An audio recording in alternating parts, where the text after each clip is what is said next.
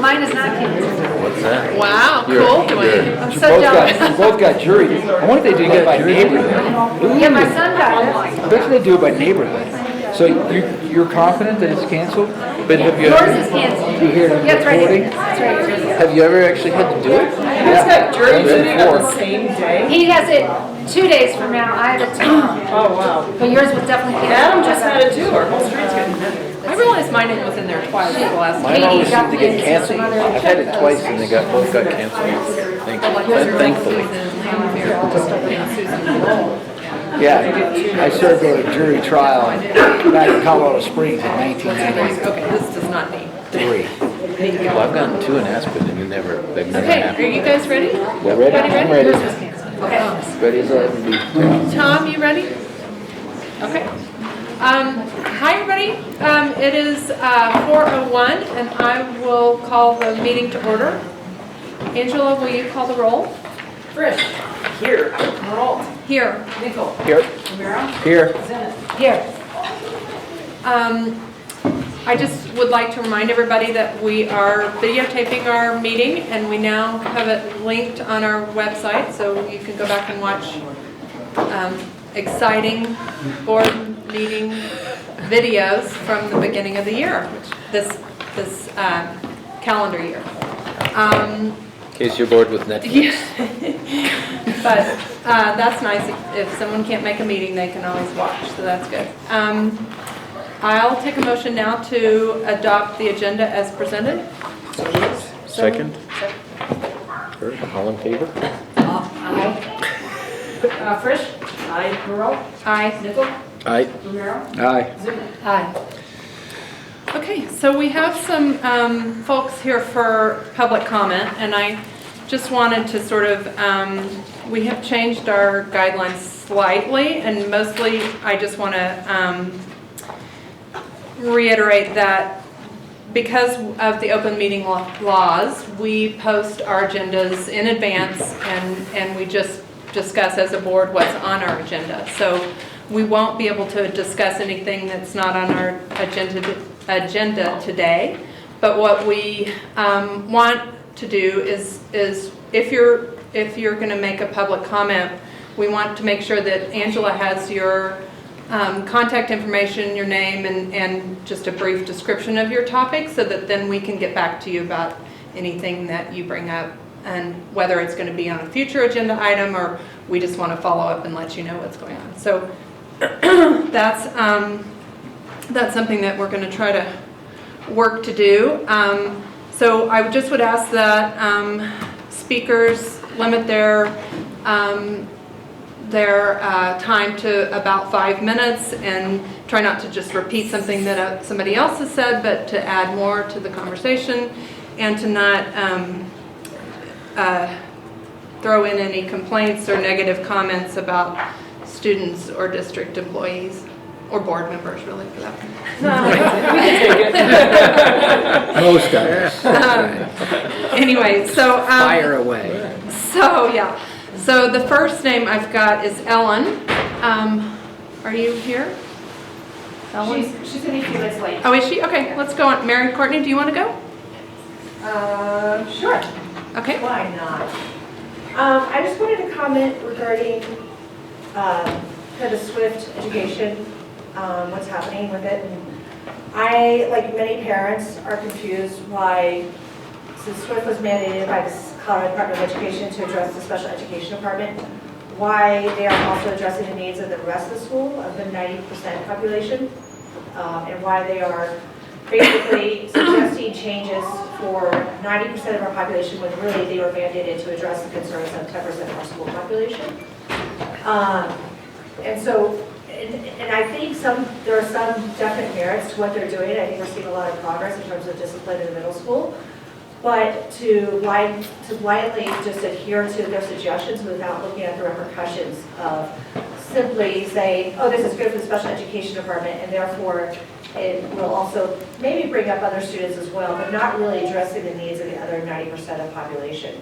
I think we're all in agreement that our school curriculum needs to be addressed, and there are some shortcomings within the curriculum, and our test scores are lower than we would like.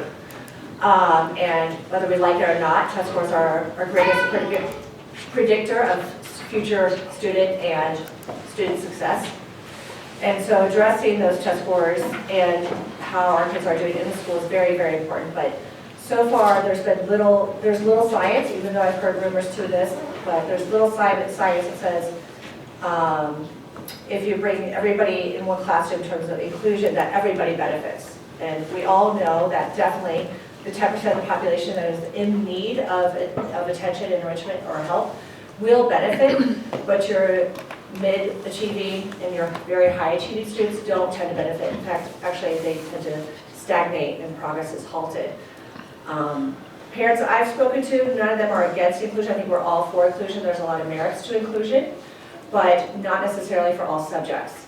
And one of the greatest things that we've noticed, or people have noticed, if you look at different studies, that they say that there's still a persistent divide between the haves and the have-nots in our education system. And inclusion started in the 90s, but we're not seeing that divide in terms of the haves and have-nots get smaller.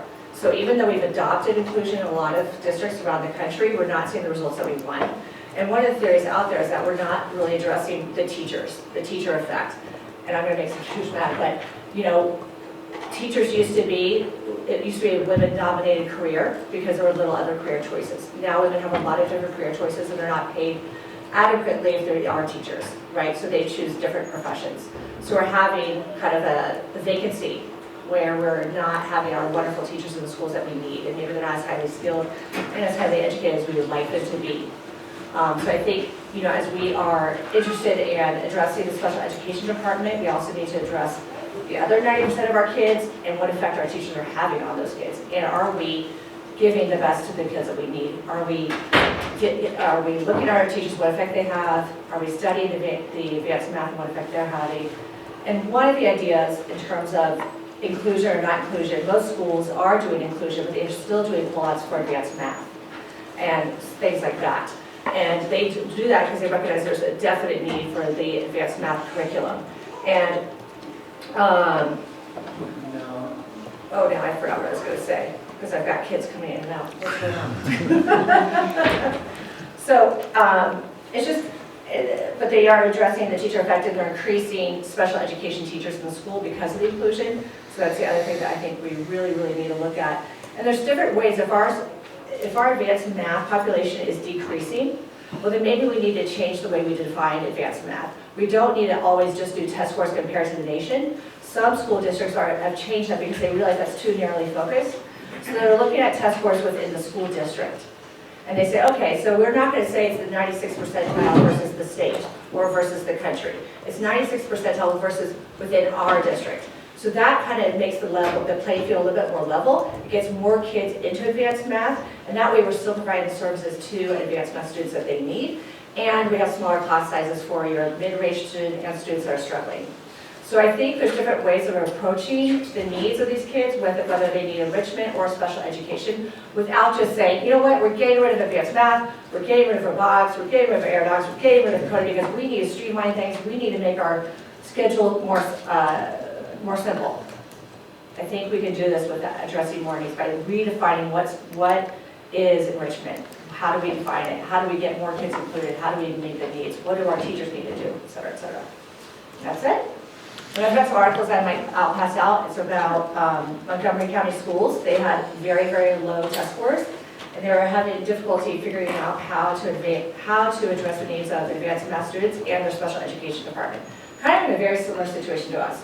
Now they're ranked #2 in the state, and they did some really creative things. I think, as our district is, super creative and super motivated, that we might be interested in looking at. So I'll pass them out now. Yeah, Sure. Thank you. Thank you. Actually, let me see. So one is talking about the achievement gap, not necessarily closing, despite our inclusion efforts. And then the other article on the back is discussing what Montgomery County schools have done to try to address all needs of all our students. So, to be read, I guess, at a later time, but it's interesting articles. Okay, thanks. Thanks. You.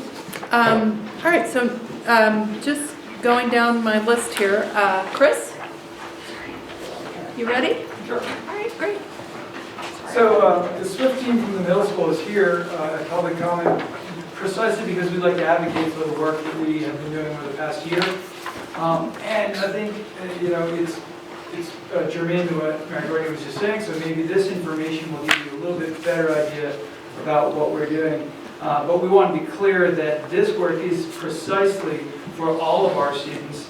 And although we may have been flagged for some special education test scores initially, the work that we noticed that we had to do was for all of our students, to bring up those students and all of the students in our class. So we'd like to read to you the letter, and then some members of the middle school SWIFT team will interject after each paragraph for some explanation. Sarah Beasley, for those of you who don't know me. Dear board members, many of you have heard about the work the middle school staff is doing to improve student behavior and learning school-wide. The SWIFT work is led by a team of 16 teachers, specialists, and administrators in the middle school. The team works alongside professional consultants. Over the past year, members of the SWIFT team have met regularly in work sessions to develop a system of school-wide positive behavior interventions and supports at the middle school. And so I'll say that the important thing there is that we are working alongside consultants who are working us through a fidelity implementation tool. So that's these 16 professionals looking at where are we right now according to criteria that each school should have. We scored ourselves, we said where are we going, what do we need to improve, and then we go and look at our results after a year or so, and we're in that instructional cycle. Good. SWIFT work affords our school the opportunity for systematic planning for all students academically and behaviorally. The SWIFT team is tasked with identifying areas for improvement and implementing evidence-based solutions. The idea is, quote, if we infuse our classroom learning with all the support we can muster, the very best of core instruction, high-quality resources, and engaging curriculum, we have fewer students who need extra, unquote. And that was taken from 2 different studies. We have a thermometer too that shows all of the work that we have done so far. I believe this letter has been shared with you all. Do we have the pretty colored copies? To hand them? Sorry, I just have it. Mine aren't pretty. But you know, as Chris said, we started off in March about this, and you know, you move slow to go fast. And it's been an all school. Like, we've asked students, we've asked teachers.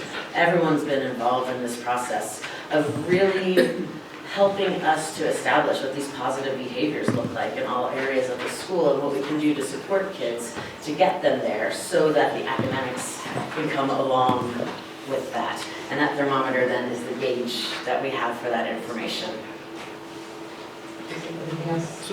I think one of the biggest things that we're noticing already is the instructional minutes that we're getting back as a result of the transitions improving just a general attitude amongst the students that we're all in this together. We had a great all-school celebration today.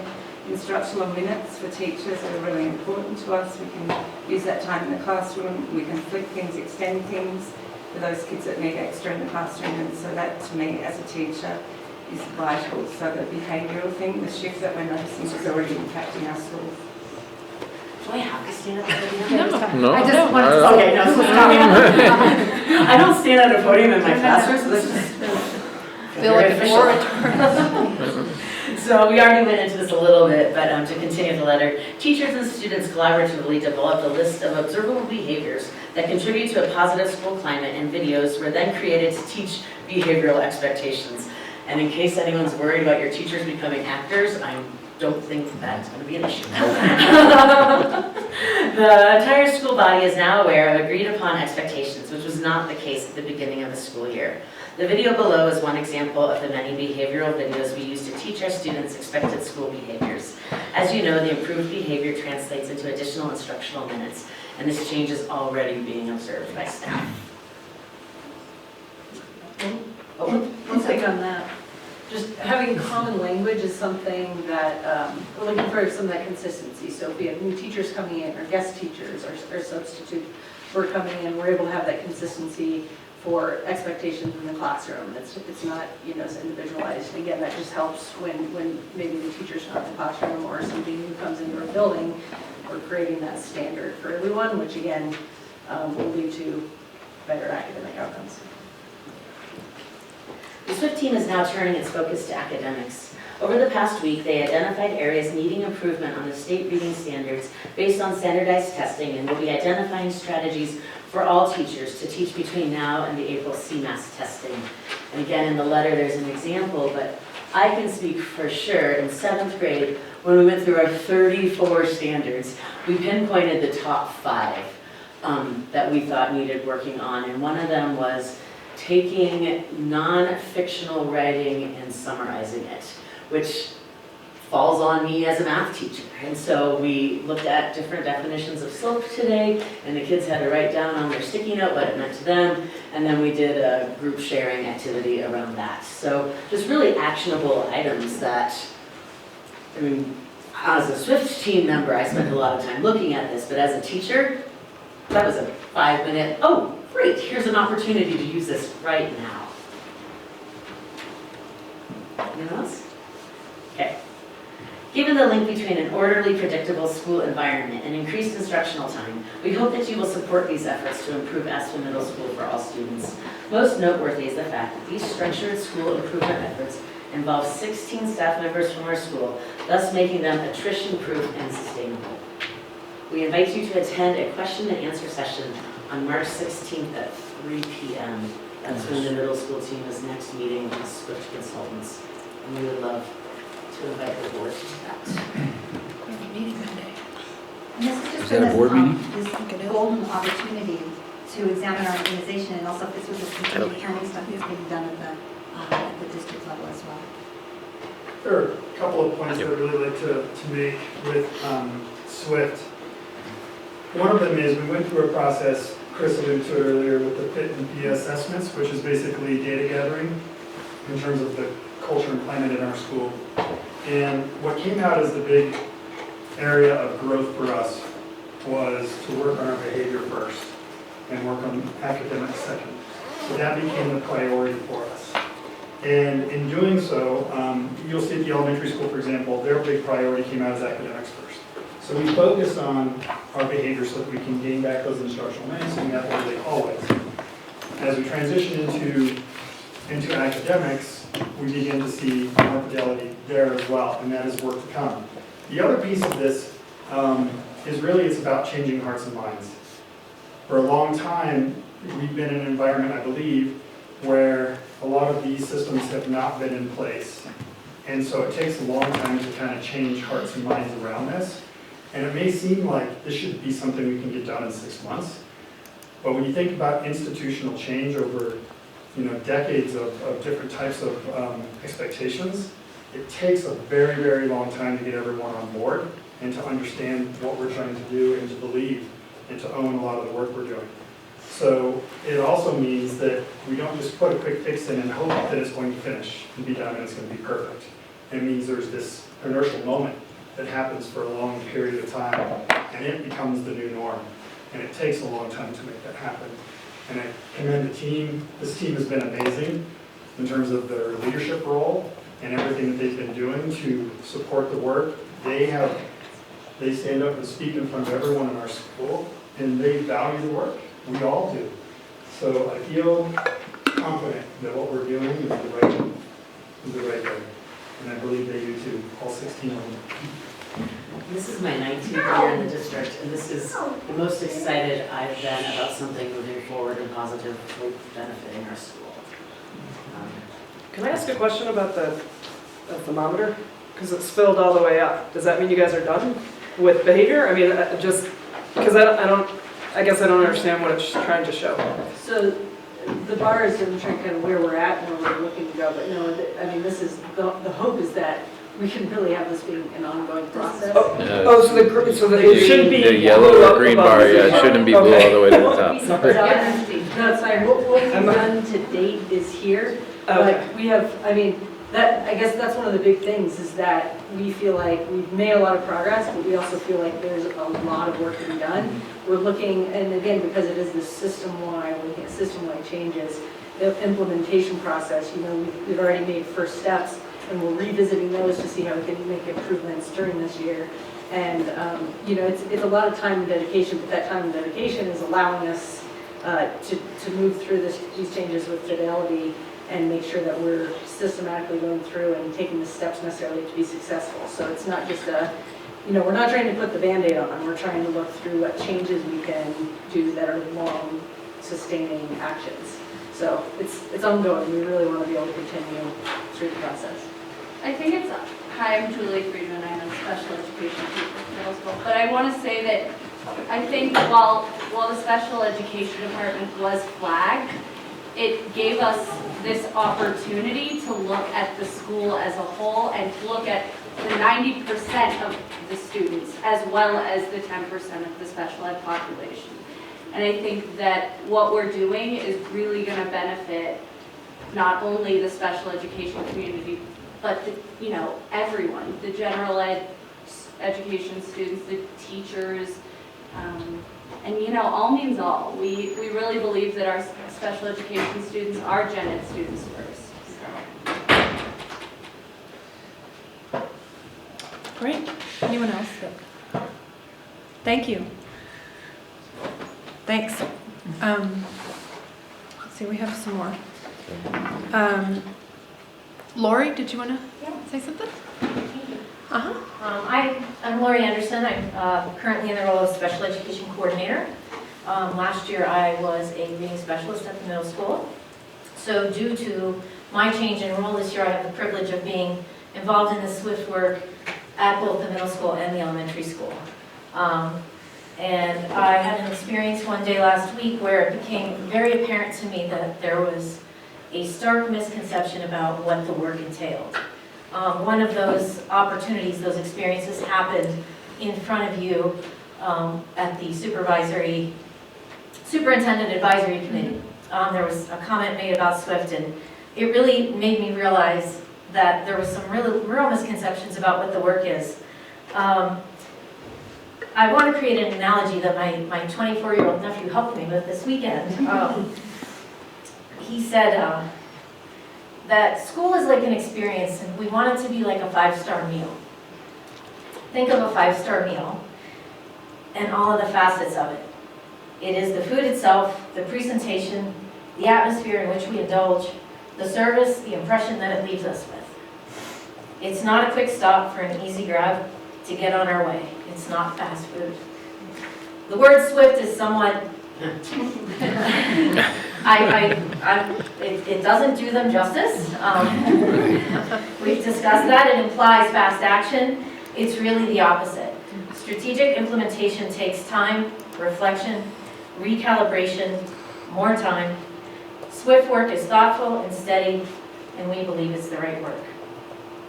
We have crafted as an elementary school a letter regarding the steps that we've taken so far. We're a little bit behind the middle school in terms of when we started, but we're pretty proud of where we are and all that we've done, and the letter speaks to that. So I'm just going to read that letter. It was crafted with a number of members of our group.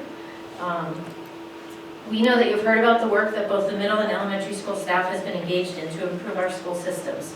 The SWIFT work, specific to the elementary school, has been led by a team of 21 teachers, specialists, and administrators. The team is guided by professional consultants from the SWIFT organization. Over the past year, members of the SWIFT team have met regularly in work sessions to dig deeply into the systems and procedures of our school in order to improve in ways that support all students in our school. We have been driven by the idea that all means all, and that when we do what's best for all students grow to meet their potential and are prepared for their future education, career, and life experiences. There is a little graphic with a mountain summit, and I'll read the goal in there. All students at Aspen Elementary School will learn and develop to their maximum potential, supported with universally designed instruction, strong research-based curriculum, aligned support, and a robust capacity by teachers to provide instruction in a nurturing environment that promotes and accelerates learning for all students. In collaboration with the SWIFT organization, we participate in large and small scale assessments to support the identification of priorities.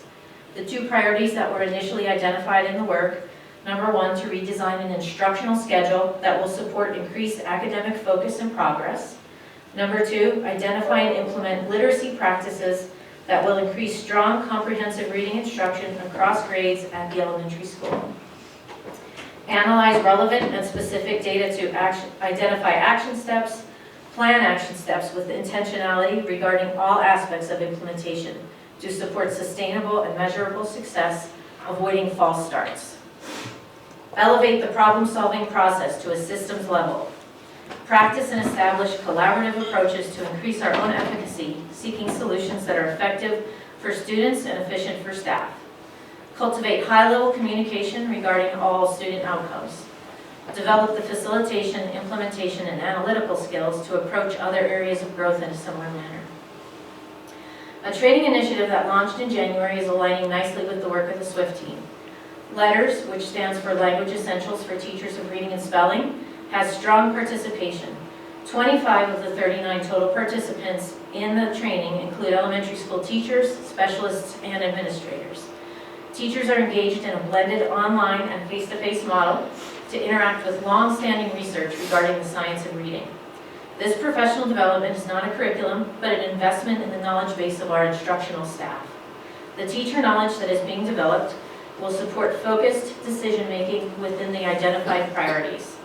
The goal with the combination of dynamic learning and the SWIFT work is the application of a strong research-based curriculum, universally designed instruction, and supports that are aligned. In conclusion, we are building teacher knowledge through the LETTERS training, analyzing the tools that we currently use, the curriculum and exploring new ones, and using the support of a systems focus with the collaboration of the SWIFT consultants to make sound decisions that will produce positive outcomes for all students. The SWIFT process has been and remains instrumental in our analysis and development of practices to deliver the best educational experience possible for all of our students. That's a lot. Okay. Can you help me with understanding what universally designed instruction is? Sure, and anybody can join me in this, but instruction that meets the needs of any student in the classroom. There are ways to differentiate down to meet the needs of students and enhance to meet the needs of students who are accelerated. Well, Okay. one way, kind of an analogy, I think of curriculum, it's like this ball that's in the classroom, and teachers want to design instruction so that kids can enter that ball from a variety of locations depending on their learning styles, their background, their cultural background, their language needs. So we try, that ball is sort of the universal design that's going to allow students to access the information from all of these different angles, and that we call that differentiation, where the teacher has to think, well, I have some kids that have some dyslexia, so I need to make sure and make my presentations have visual imagery included as I'm explaining things. So those are the kinds of things that teachers are thinking about while they're planning instruction. Sounds like the opposite of differentiation. Just to say universally designed. It Yes, sounds it like does. more the same for everybody as Yeah. opposed to, Yes. okay, Yeah. that's why I asked. Everyone can access is really the intent, so that everyone has some meaningful access to the content. And that can be done through different ways of presenting the material. Some students may need to listen to it. Some students may need to read it. So they may have different presentation avenues to access the information. Some students have opportunities where they have choice and they can look at different models in terms of what they're going to solve for. And then they can present the information themselves back to the teacher in different ways and not just one simple algorithm. They can use different models to present. So you provide all that different choice for students and they can access it through many different points to get back to that ball. Okay. So it's more saying instruction that can receive all types of students as opposed to saying one specific type of instruction that is taught to everybody. Okay, I got And you. they could demonstrate learning in different ways as well, so to show their, different potential with maximum. Okay, thank you. Liz, how much investment are we making, and how's it going for professional development in the world of differentiation for our professionals, for our teachers? Well, I think we're definitely talking about that as part of the SWIFT work, and starting with this foundational base. I think our teachers do a lot of work in the vertical alignment meetings that they are in, monthly to look at what is the curriculum? I mean, first we need a solid understanding of what our K-12 curriculum is, so that teachers can then understand that they need to teach to the next level, to the level before, but there needs to be a seamless thread among those levels. I mean, but just in plain talk, I mean, the art and the science of differentiation within a classroom sounds like the performance of a teacher is much more challenging and difficult than it was even 10 years ago. So my question again is, do you feel, are we doing a good job, and are we putting the resources, appropriate behind professional development and to up our skills in that arena, recognizing the challenge that it inherently brings? We obviously have a super talented group of teachers, but Yeah, that's not my... all teachers want more training in that, and that we could definitely put more emphasis on professional development in that arena. And this year, we decided we want to talk about how do we build this foundation so that next year we can target. A lot of these teachers, 99% are already differentiating, but it's how do we build that common language? How do we know that what differentiation looks like in classroom A is similar to what we're seeing in classroom B? And that's where I think we need a lot of. And are you essentially asking, is this the right work? No, she answered the question in that last round in terms of, at least from my view, I just wanted to understand how much priority, how much emphasis is, and you're right, if definitionally, is it the right lane to be focused our resources into. It sounds like differentiation is a really important skill set, and I'm just wanting to make sure that we're like PhDs in differentiation, and if we can put our resources behind it, that's one of our primary jobs. Well, one thing about differentiation is that if you have a curriculum that has a lot of choice, that students can display their learning in a variety of ways, that's differentiation. So one thing is what the teacher does to teach reading to small groups, and all of these different ways of understanding intervention. Mm-hmm. But curriculum itself can lend itself to differentiation because you have student choice and voice. Yeah. So we do a lot of that, but I think we can work more on this is what we're doing, here's how we can get better at that. I'm doing one other thing just to add to that. The foundation work that this team is doing behaviorally right now is a launch pad for going into academics.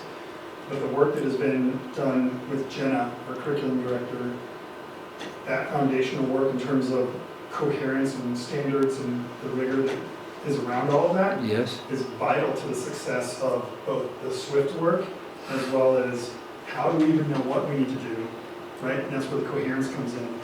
And so when you have that opportunity to know exactly what you're supposed to teach for this period of time, then you learn what your gaps are so that you can then provide the PD.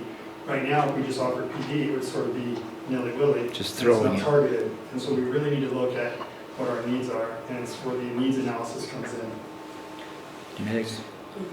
I think just to add to what Liz was saying, one of the things that elementary schools really recognize is we do an amazing job differentiating with a lot of different language.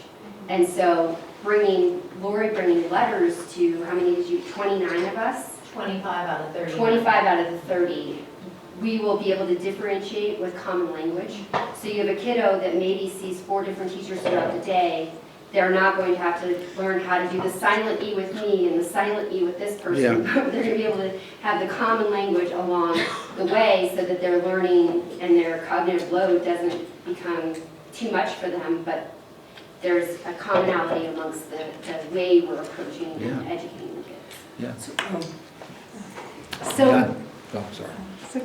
so within the ball, let's say you have 20 kids in the ball, and let's say 5 are at this level, 5 are at that level, 4 at this level, whatever the math comes out. 6. Or maybe 3 at one level.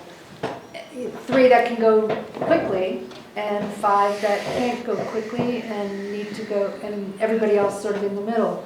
Is it a given that there will be a grouping by ability within the classroom so that nobody will be going at a slow pace if they're capable of going at a faster pace, and vice versa, not being pushed too quickly if they should be going a little slower.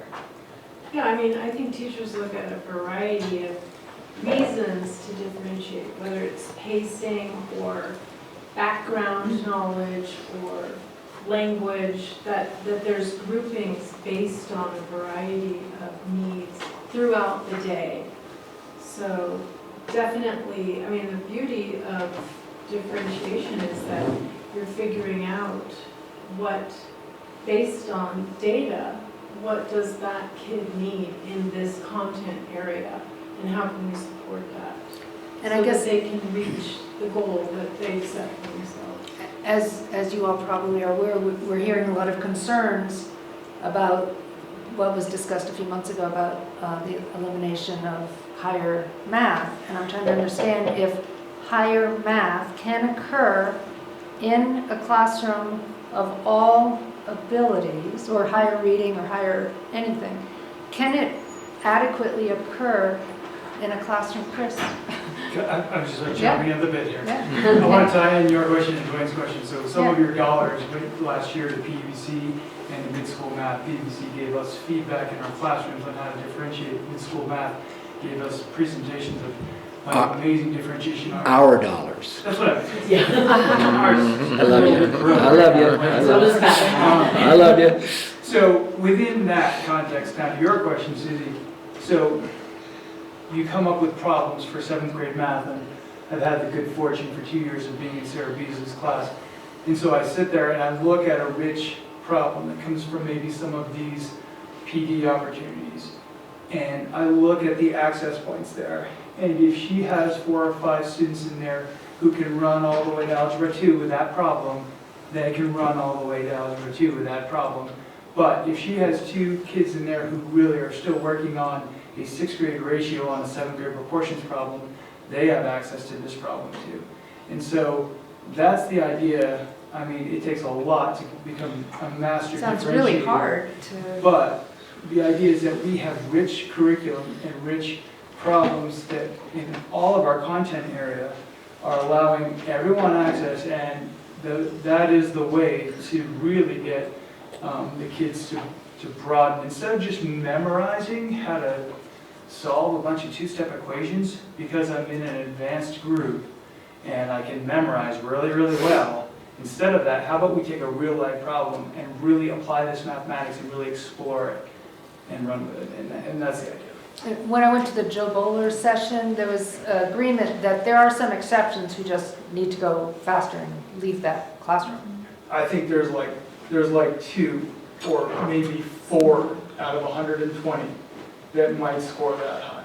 And I think when you look at their percentile rank, you'll have a real good idea of who those kids are. Well, and I want to add something. I think there's a misconception about conversation about eliminating advanced math. That what we've seen is that the Common Core standards in math are more rigorous than previous math standards.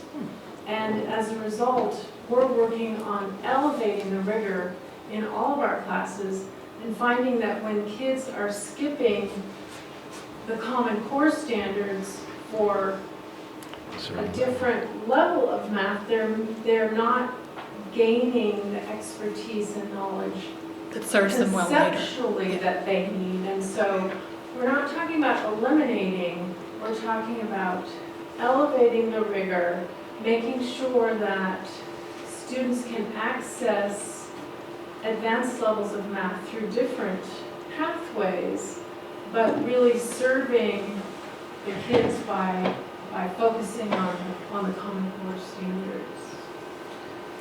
I have 2 questions. The first is just a simple, yes, no. Is the goal, or what is the goal number?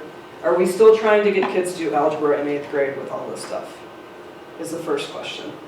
Because that has been a standard through our school district for quite some time, that we have 3 classes or so out of 6 in a grade that are doing algebra and will have access to advanced math throughout high school. So that's the first thing is, has that goal changed? That's a really important question, and the way we've been talking about the math pathways is to set up 8th graders so that they have a deep dive into the 8th grade standards in 7th grade, and that if they can demonstrate an understanding of those concepts and are ready, then there would be an algebra class available. Right now, kids are skipping 8th grade math and going to algebra. And what we're finding, and Sarah, you can speak to this better than I can. What we're finding is your 7th grade, for lack of a better term, is a pretty solid pre-algebra, but then 8th grade builds on those concepts. And so the current pathway as it is, taking advanced 7th grade math, it is still 7th grade standards. They are so foundational to kids' understanding of higher level math. So we can't skip any of that at all. So even at an advanced level, they're still doing 7th grade standards. But then those kids who moved into Algebra 1 in 8th grade completely skipped all of the 8th grade standards. And as Liz has alluded to, those standards, they are robust. They are, you know, fundamental pieces of your overall mathematical knowledge. And so, again, the math task force is still ironing out a lot of these pieces with this, but it's just, with this increased rigor with the Common Core state standards, we're putting our kids at a disadvantage if they're skipping all of those 8th grade standards. So, as I said, that task force, we're still meeting tomorrow. Well, it's not a zero-sum game, that's not the only solution, right? What's that? The only solution is not moving from advanced 7th grade math to algebra. Exactly. There's progression along the way. Exactly. So that was my first question. How can we best support our kids to be successful? And I would just love to continue to hear about that. The second question is back to the SWIFT thing, which is what this is about, which is, you know, we were sort of mandated to do this. What data do we have that shows that we are ready to move to academics away from what the original mandate was? What was our original mandate, and what data do we have to prove that we are ready to continue to progress? Because we were given this because of scores, because of performance. So has it improved? Has it changed? Do we have data that shows that we're moving along the way?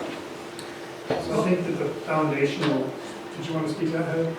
What we were mandated to do was to address our outcomes, right? And Right. so what we were mandated to do was create a plan that would look at our entire system. And so through this work, through the assessment that we've done through SWIFT, we've identified you can't work on just one, we're not just working on one Band-Aid here, one Band-Aid here. We did an entire system analysis that showed some priority areas, and behavior clearly came out as like, you better get this under control because you're losing instructional minutes all the time. So we have some implementation happening here, so we're not stopping even working on the behavior. We're going to continue to refine that process while we analyze our academic system. What we've already seen as we've done some analysis of our data is we're seeing where the curriculum alignment is an issue and where there's some gaps in our curriculum, which is leading to, at the elementary and the middle school. So we see kind of how that system has perfectly supported us to get an issue at middle school because we have some curricular alignment issues at the elementary and the middle school. So that's where we're going, is to say, okay, for example, in reading, it's becoming very clear that with the current curriculum we have some issues with phonemic awareness and phonics and that kind of thing. So they're trying to backfill all the time in their curriculum. They're dancing on their heads, starting in kindergarten, trying to backfill into it. So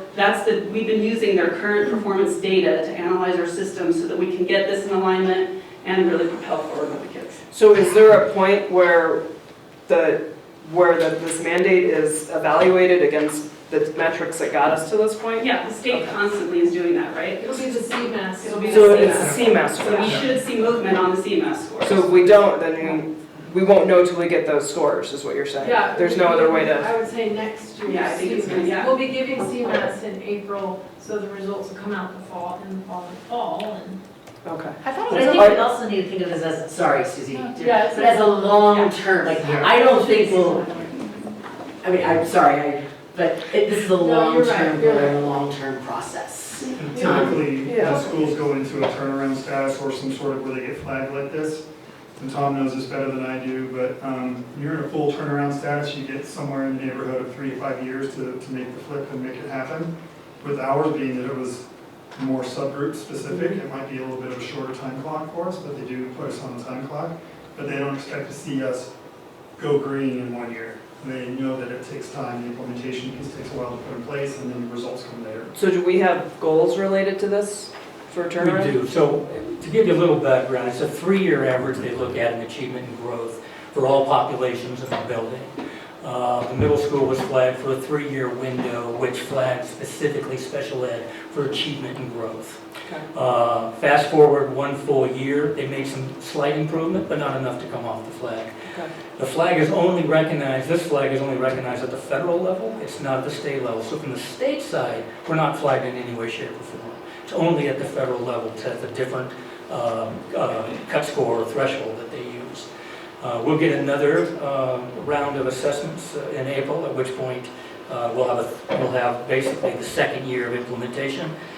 We'll see what happens after that. They'll evaluate us again in the 3rd year, which would be in 2021. If we come off, then we come off. If not, then we maintain.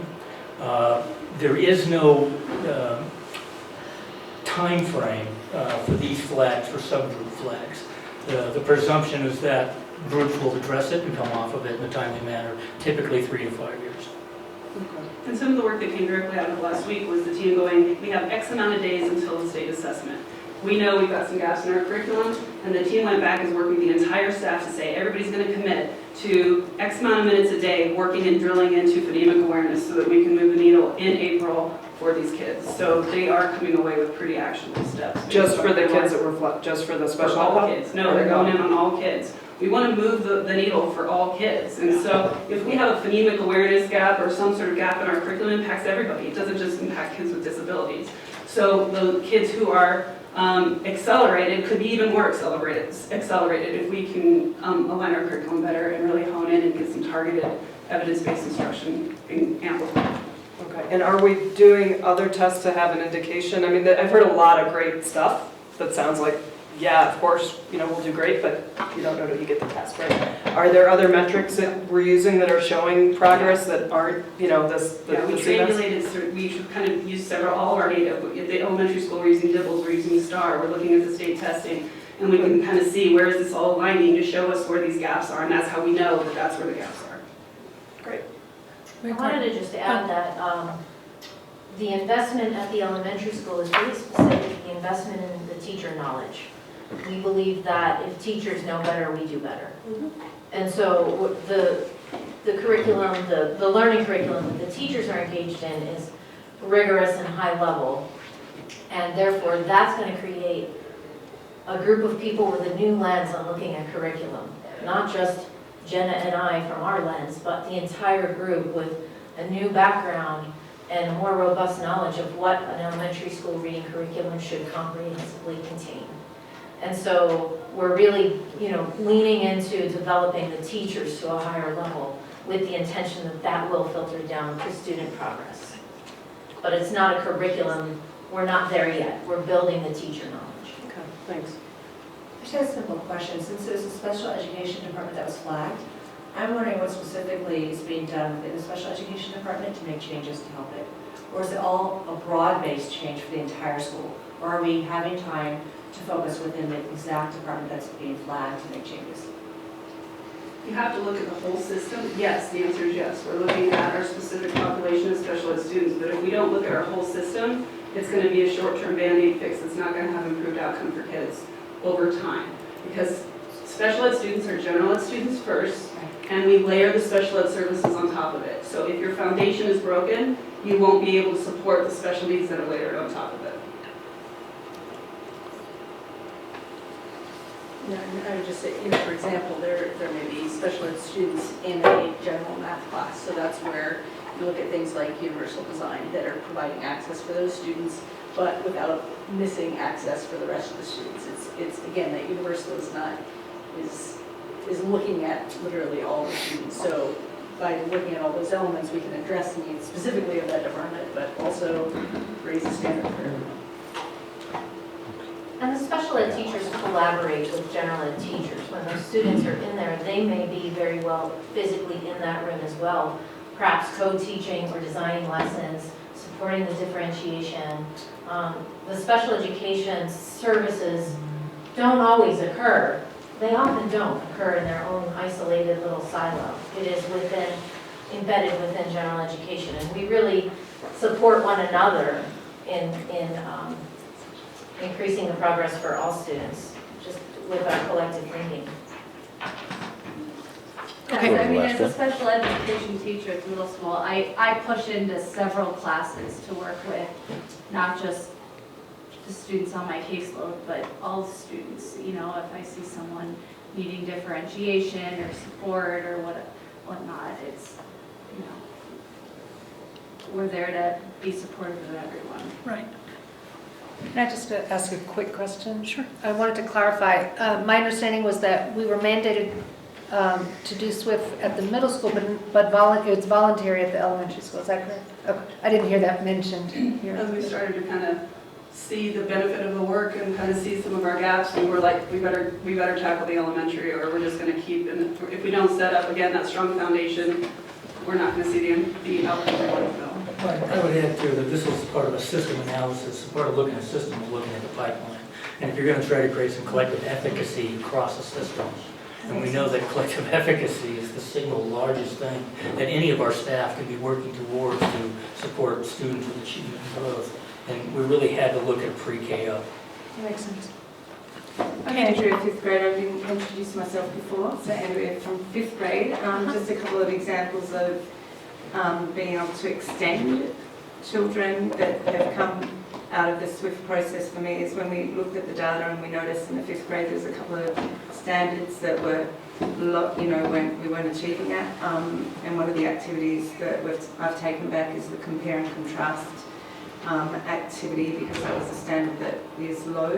And an example of differentiation and enrichment is that I took the group to the library. They chose books that they found good examples of comparing and contrasting. So I've got kids working on comparing and contrasting butterflies, and then I've got kids working on comparing different wars and things that happen and getting to the basis of how we make those comparisons. And an example in math class was when we worried about extending kids in math and making sure all kids are accommodated. We're doing multiplication of decimals at the moment, and one example was they were able to roll the dice with a friend and choose the numbers or the amount of numbers that they could get to and place a decimal point where they wanted to place it, and then do the multiplication from there. So I had kids multiplying into the millions, and then I had kids that were multiplying, you know, the tenths, and so that's an example of how, as we dig deeper into this work and look at the areas that we're sort of lagging in, we can actually come up with real life examples for our kids and for all kids to be challenged, you know, in the same classrooms. So that's a couple of things that are happening at the moment. Great, thank you. Thanks. I think we should probably move on. That was a little more than 5 minutes. But a very important conversation. So I appreciate. Super important. Yeah, Right. and I think something that we'll want to, you know. Yeah. By the way, I don't know if I've only been up here a couple, 3 years, but to have the cross section across the entire, as opposed to, you know, we do great vertical alignment conversation, but to have this leadership team from within one schoolhouse and describe initiatives. And We got to do more of this. This was super powerful and educational for us. Thank you. And I hope that, you know, all of our questions are not, hopefully not received as like, oh crap, what's up with the board?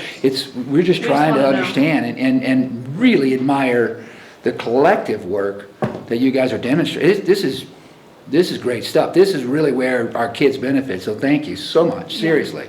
Rock stars. This is a great conversation. Keep it up.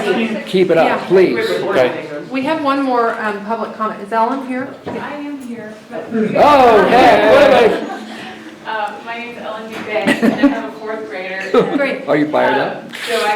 So I've had a really positive experience with my child. My husband and I have had a positive experience from kindergarten now to 4th grade. And I was thinking about why it was positive. And the first really is the relationships he's had with his core teacher, and then people, when he's gotten pulled out, have been very strong. And it's a miracle how I think they do STEAM and they get that schedule so they can do outdoor ed and some science and some language and arts. And so just, I think those are the main two things I want to say that I reflect on elementary school, that they collaborate with their administration and their teachers, and that's what I've gotten to experience. And I wanted to advocate, and it's a little bit, you guys are really in the details right here, because I really got to learn a lot. That's one of the reasons I came to the meeting, to start learning more about the middle school, and just to see you as a board. And those key things that I want to advocate is that I think the robotics for full enrollment would be great. My son has actually benefited from his fourth grade year, but it would be good for us to keep up with this modern world, to be able to offer that to so many. And I think that would mean that it would be good to find a full-time replacement for Carolyn Hansen, who's like an institution herself. And so those two, and coding is really important. It's like, as a parent, you know, we want to rise up there. And I can tell that the staff and the administration are really wanting to succeed. And I want us to trust them and ask the hard questions, but really build it on a basis of trust. Awesome. Thank you. Thank you. Great feedback. Yeah. Thank you. And I would just maybe make one comment for everybody here. And it's not, I'm not speaking for the whole board. It just seems like there's communication breakdown in a lot of this. And that's what brings people here to these kinds of things. So if we could also look not just for ways we're operating, but how we continue to fix and make that a better and smoother process, it would be great.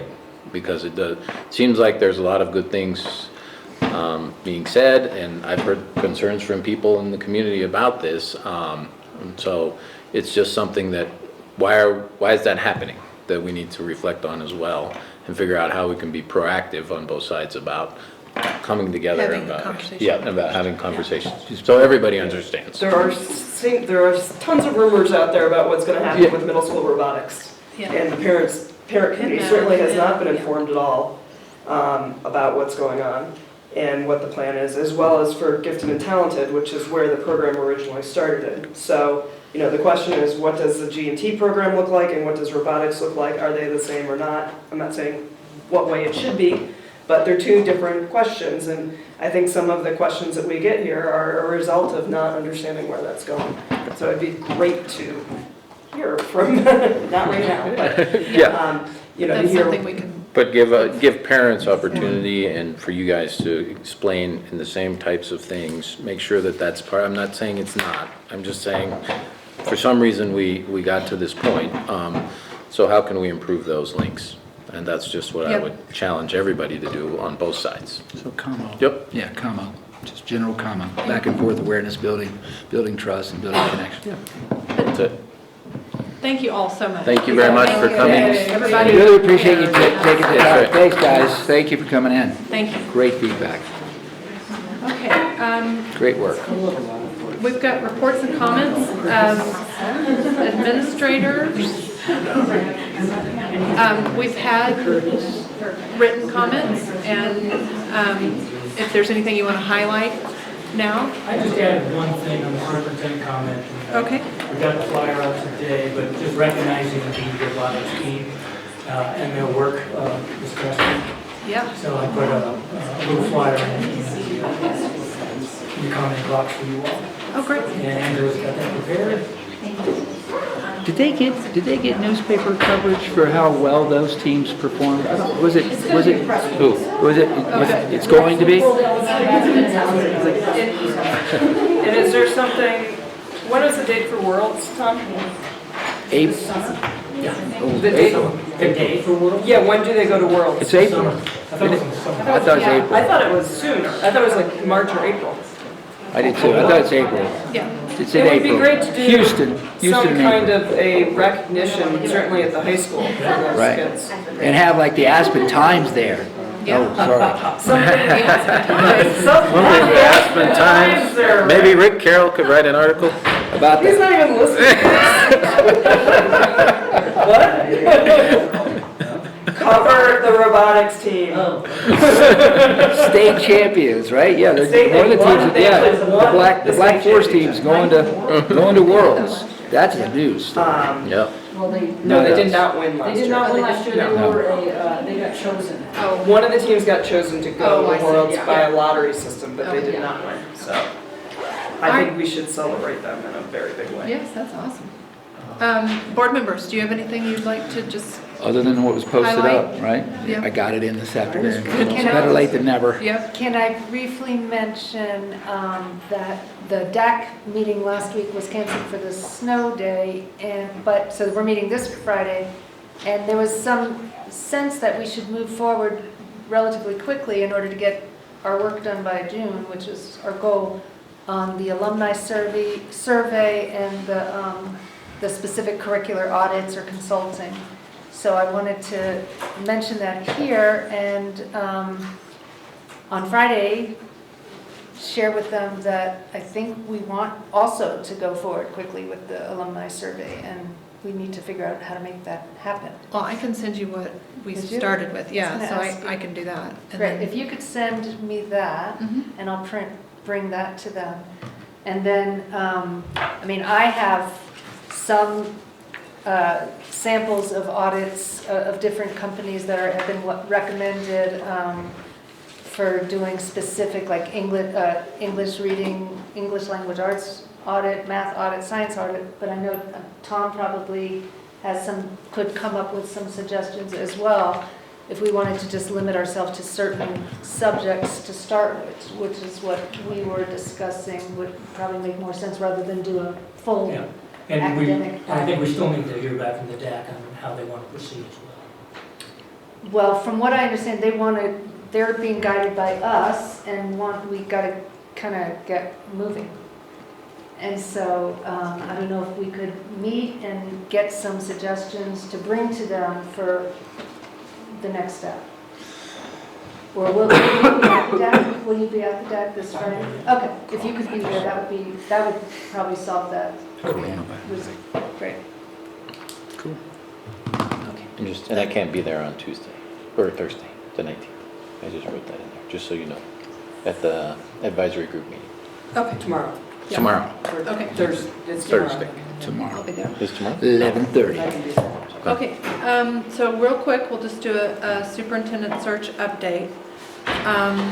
We have our second round of interviews tomorrow and the next day in the evenings with 5 candidates. We have our last advisory group meeting for anyone who wants to serve on that advisory group, and that is Wednesday, tomorrow at 11:30 Right here. here. Are we sending out a reminder to parents, Angela? About To the parents or existing- people who expressed interest? I think full blast. Yeah, we just say last chance. Yeah, last Okay. chance. To everybody? And send it to the kids too. Yeah, we've been trying to get kids. Hopefully we'll get more at this one. Well, can we send it to kids with, they all have emails. I can ask the principals to send it to Yeah, kids. that would be great.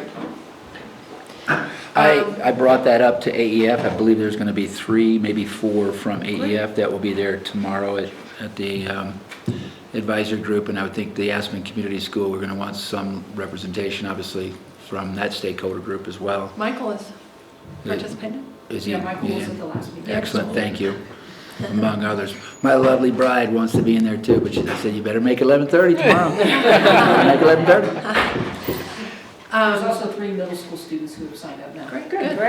Liz put that out. No, wonderful. And we got 2 baseball players too. Awesome. Yeah, Dwayne's been And I've been recruiting. harassing people from AF in the street as well. So. Amen. Good work.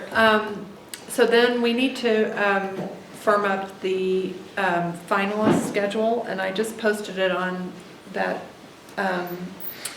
Google Doc that you had Started. Oh, okay. started for questions, and so I just put that in there so we can kind of look at that and try to come up with a good. I got like 10 minutes into like actually trying to map it out hour by hour, and then I got into something else. Yeah, me So too.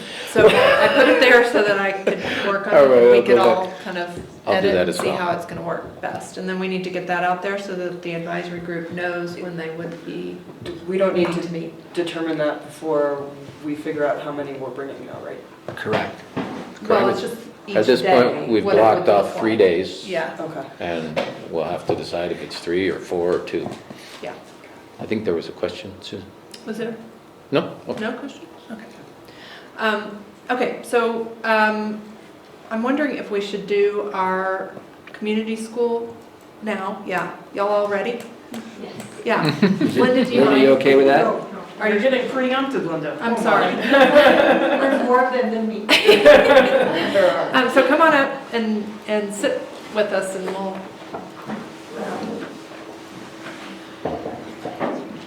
go through our topics.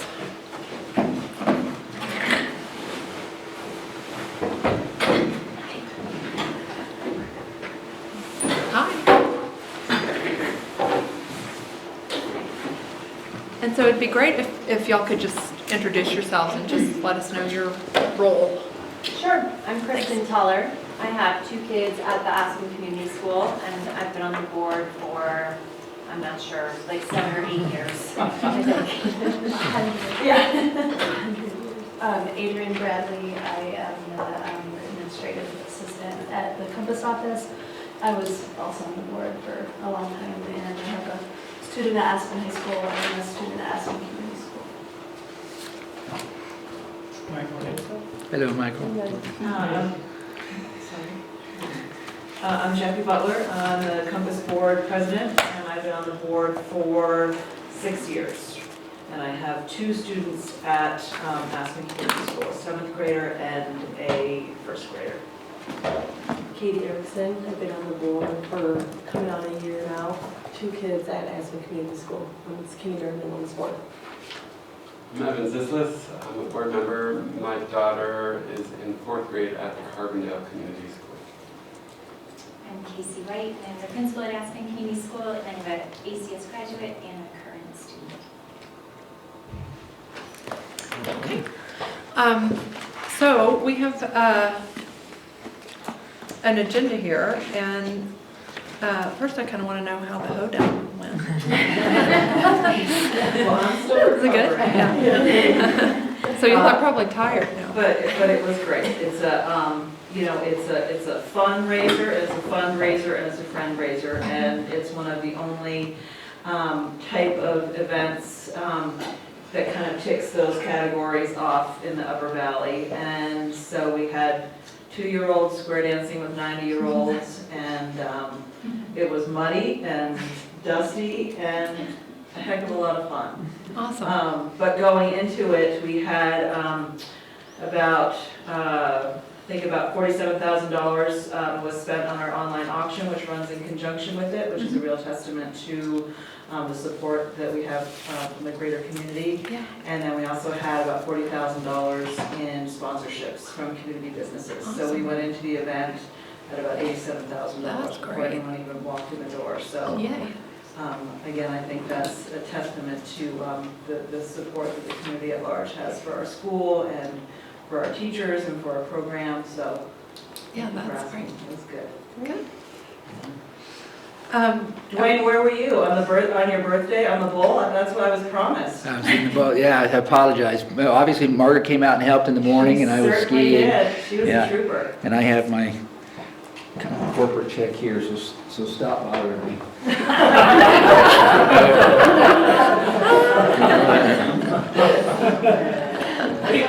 off the record. It's outside. This is what Dwayne and I are conducting. Thank you, my friend. Oh, that's fun.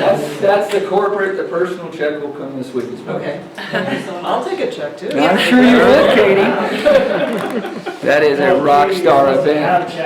Oh, is that the way it works? And for us, for both of our schools, that's a very big line item. We rely a lot on fundraising, so to have a line item that's $45,000, that money's already been spent. So there's a misconception that we often have to educate our families about, which is that it's not the gravy, it's the mashed potatoes. We've already spent that money, Right. and so it's a big chunk of change for us. Yeah. So. Yeah. All right. Okay, so it looks like we just have some items to go through here. Madam Chairman, let me Yeah, just sort please. of frame this a little bit for both boards. Michael and I have presented to you a one-pager to talk a little bit about the charter, and in addition to that, some requests that are new with this particular charter. So you have some data that was shared with you, I think last Friday, Michael, I think you got it to your team as well. And so tonight, none of the boards are being asked to ratify or approve anything. That will come later. Tonight, what we'll do is we'll have a conversation. Michael and I will take notes around the conversation and how, if are any requests or recommendations are being made from tonight, those will get funneled into the charter itself. And then you'll see a resolution to approve the charter later in the year. Charter doesn't go active till July 1. Is that right? It's in June somewhere. Correct, July 1. Right, so we've got a little bit of time there. So really, tonight is just an opportunity for a work session and dialogue. And we provide a little bit of evidence just to jumpstart the conversation. So we signed the charter before July 1, right? We do that in May? Yeah, typically in May. So you've had in front of you, this board has had in front of you now for several months, of the application of the charter. We wanted you to start looking at that and getting a general feel for it. So that's on this one pager as well, and then Michael's also hyperlinked in the language of how that the previous charter looked prior to this one in front of you. And those are highlighted in red. We don't need to belabor that unless you've got questions. And then we want to talk a little bit about enrollment trends in relation to the ASK, which is a charter ask this round, looking at matriculation for all students at Aspen Community School going to Aspen High. And then a little bit of a conversation around sales tax and property tax, and I've shared with you all what the original language of that, those sales tax have looked like, and what the buckets were that the money had been allocated towards previously. Knowing that if we include then the charter school as part of this ask, that that has been the historical language we use. Okay. And I just want to say that for new members of the Board of Education and for new members of this board, these are conversations that we've been having since our last charter renewal, which was 5 years ago. And at that time, we did a lot of great work and had a lot of good conversation between the two boards.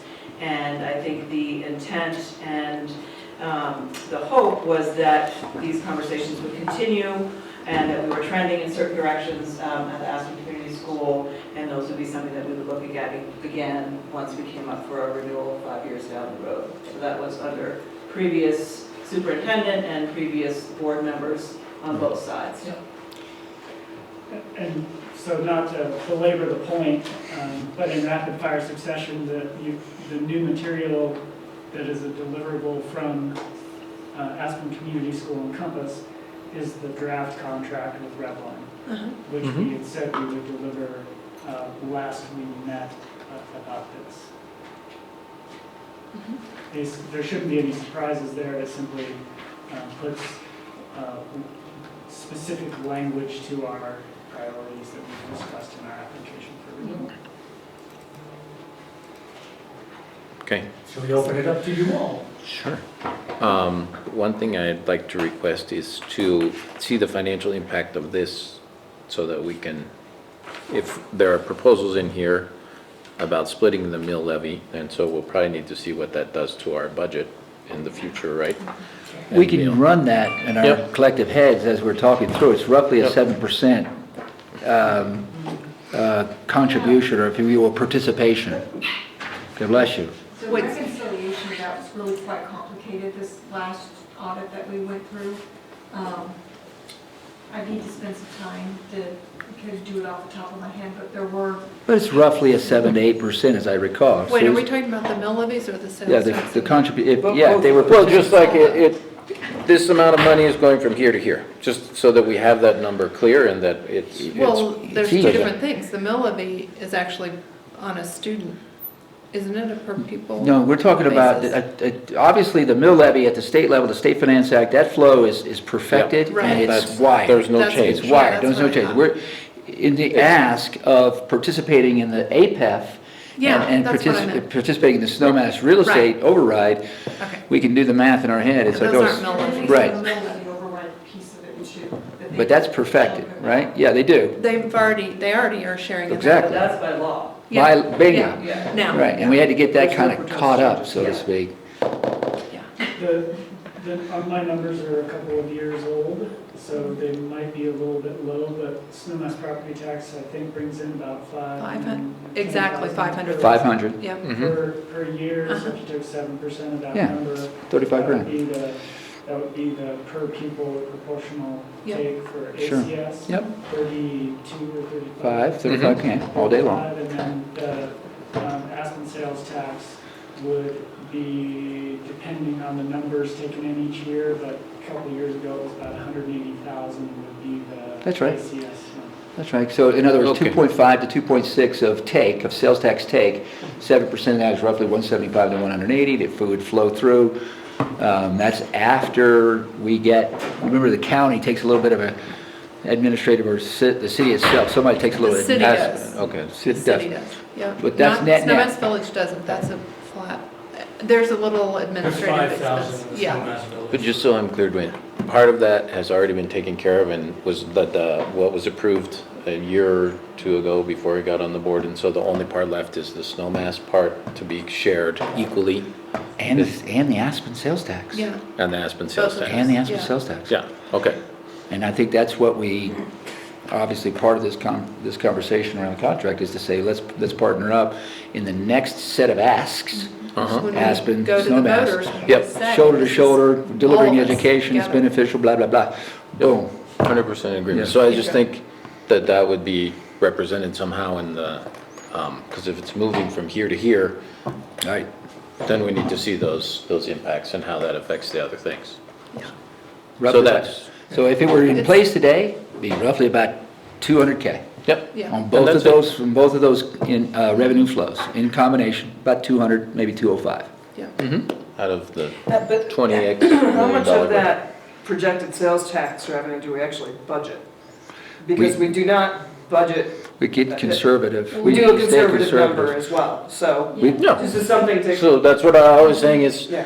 That's a good there's an point. ask that it should be reflected in some kind of budget going forward, and we should say, okay, we get it. But Yep, I would say done. it's basically 7% of what we get. It wouldn't be, you know.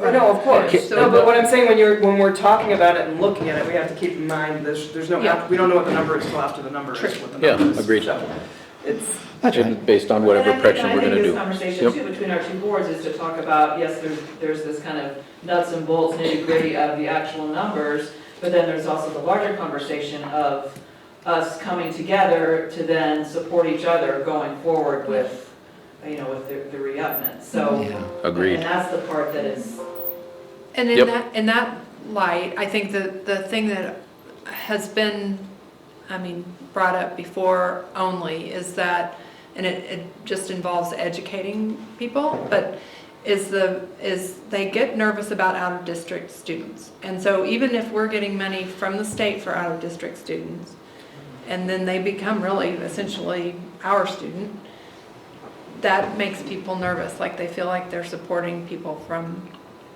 out of district somehow.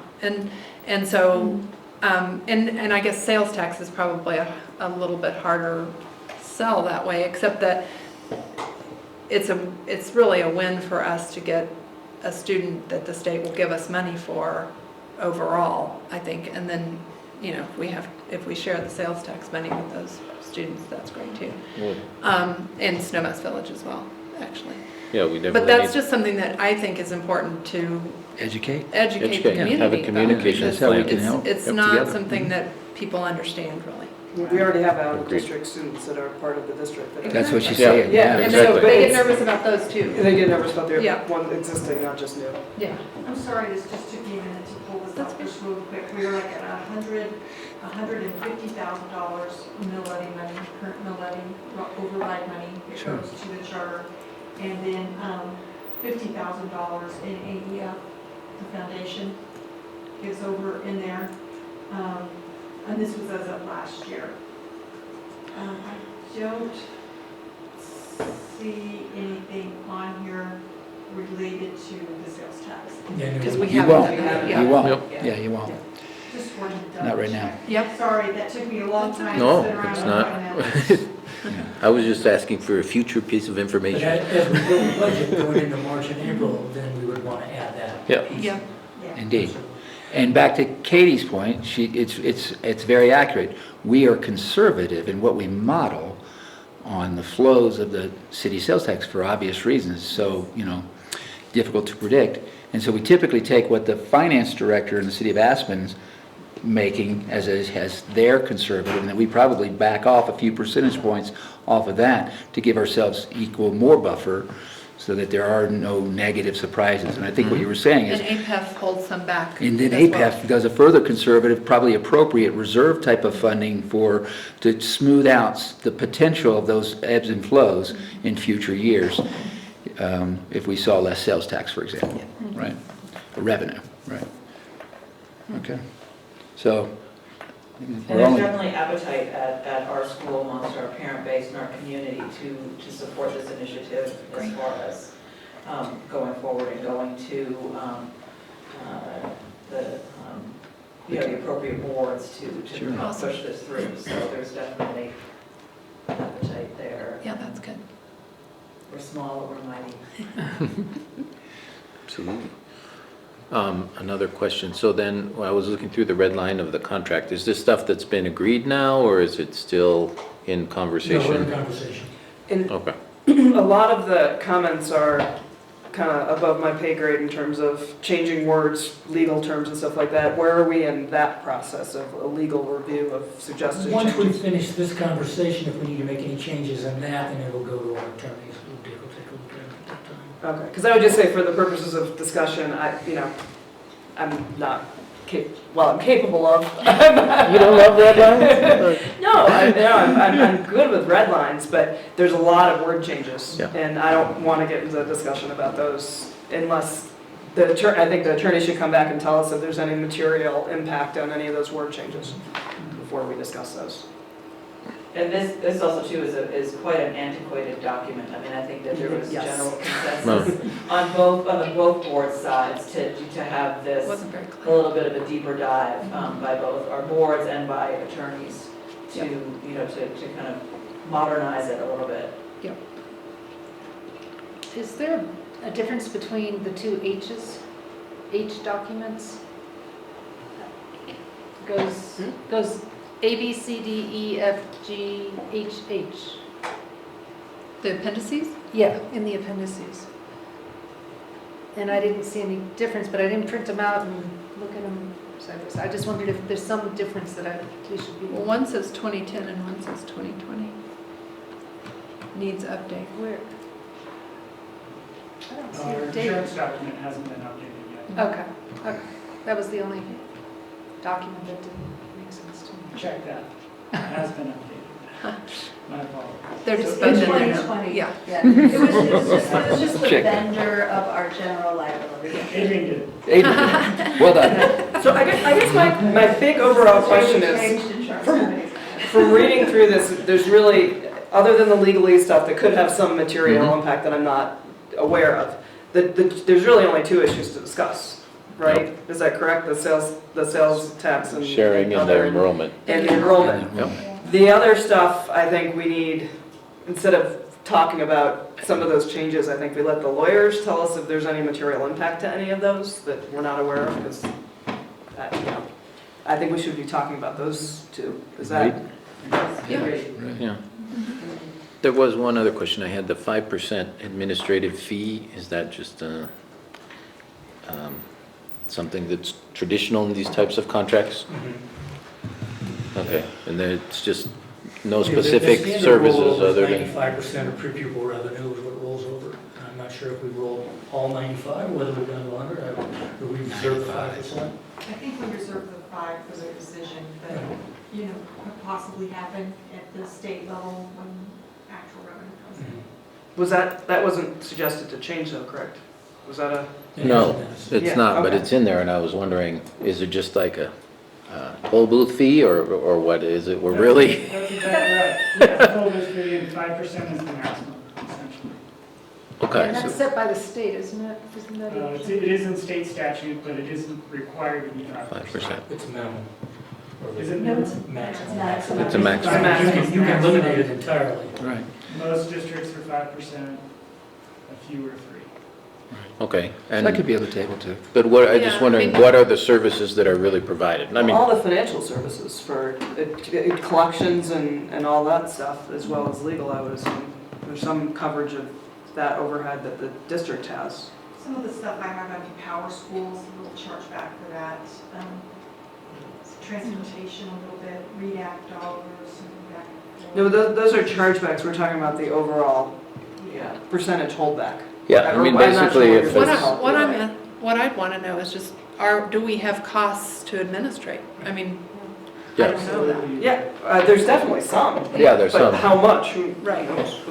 Because if it's five, I mean, how Should we much look are we at that? passing through altogether over, do you know, Linda, right now? Yeah, let me, I want to say 1.5 million. yeah, a little over that, actually. We could get closer to 1.7 million if, So then add the 200 about. That's what she Yeah. just did, yeah. Oh, no, is 1.7 adding the 200 or is 1.7 just the pure I'm state? sorry, I'm looking just real quick. I think it was at 1.5. I think it was 1.7 was last year because we had to do Oh. some catch up on the mill levy override. Mm. So on average, we look like we're getting close to 1.6. And so then if we get the additional funding from snowmass in there, yeah. Yeah, so it's 80K at the end, Right. plus another Right. 200. So it would just be good, I think, maybe to, from our side, Tom, just to, and Linda, to detail that. Just- Say, look, these What are, are- these are the I mean, it's a services guess. we're, I mean, it's- Maybe started with the other logic, which I think where Susan was going. If there are actual costs that the district Yep. has to incur to administer, that's the starting point. And if Yeah. it is, let's just define that, and then let's fit the fee to this set of costs. Yeah. As opposed to just saying it's 5%, Right. which is. Yeah. Yeah, I wouldn't want to Oh, have it's to evaluate it 2%. every year, though. No, I mean, it's a agree. five-year I contract, agree. so- Fine, That's right, fine. but- Make an estimate, get as Yeah, best we make the can. estimate I and- mean, And because maybe, I just don't even know My what hunch the is less, categories are. yeah, my hunch is less than 5%, that's And my I also hunch. think too, the thing that's important about the community school is that our number is set. I mean, we're 135. I mean, that you're gonna have that as. That's a pupil count. That's a pupil count, and that's a constant, you know, we need that number of kids in our school To run the school. to run the Yeah. school. Mhm. So therefore, in a lot of these equations where there's these variables, we're the constant. We're always gonna have 135. We're always gonna have an average of 15 kids in the class. Like, those are things that are predictable Yeah. in all of this, there's a lot of pieces that are unpredictable. okay. And we're adding more unpredictability to you. So, that's good feedback, right? Can the Yeah. staff just do a quick little, hey, what are the actual costs? And let's size the overhead fee charge that's being applied to fit it, so that there's no ill will. Tracking? Is everyone comfortable with Does that? it make sense? Yeah, I mean, I just feel like it should be clear what services we're providing Right. for the Yeah. 5%. Yeah. And- Okay. So back to Katie's suggestion, right? I mean, we're Yeah, kind of let's- like, hey, it's two issues. Yeah. How do you want to handle them? Go back to the Should we sales look tax at stuff? the, Feels good? I mean, I guess we've heard already the arguments for why. We've met a couple of times, right? So, I don't, Pretty, For you the, feeling for pretty the good? tax or for the enrollment? for both. We've had meetings already to discuss it, so, Feel pretty good? yeah. I think don't- Tom has some information about enrollment Yeah. that might have, Yeah, the school based district might on be new enrollment, information. is there anything, Tom, that you, I guess the proposal coming from that way is, here are the things we would like. Is there any reason or information that we should, conclusions that you guys have come to in this conversation that would differ from what they're asking?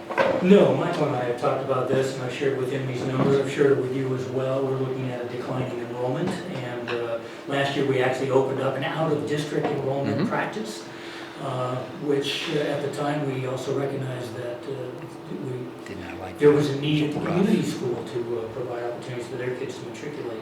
We already have a relationship with community school.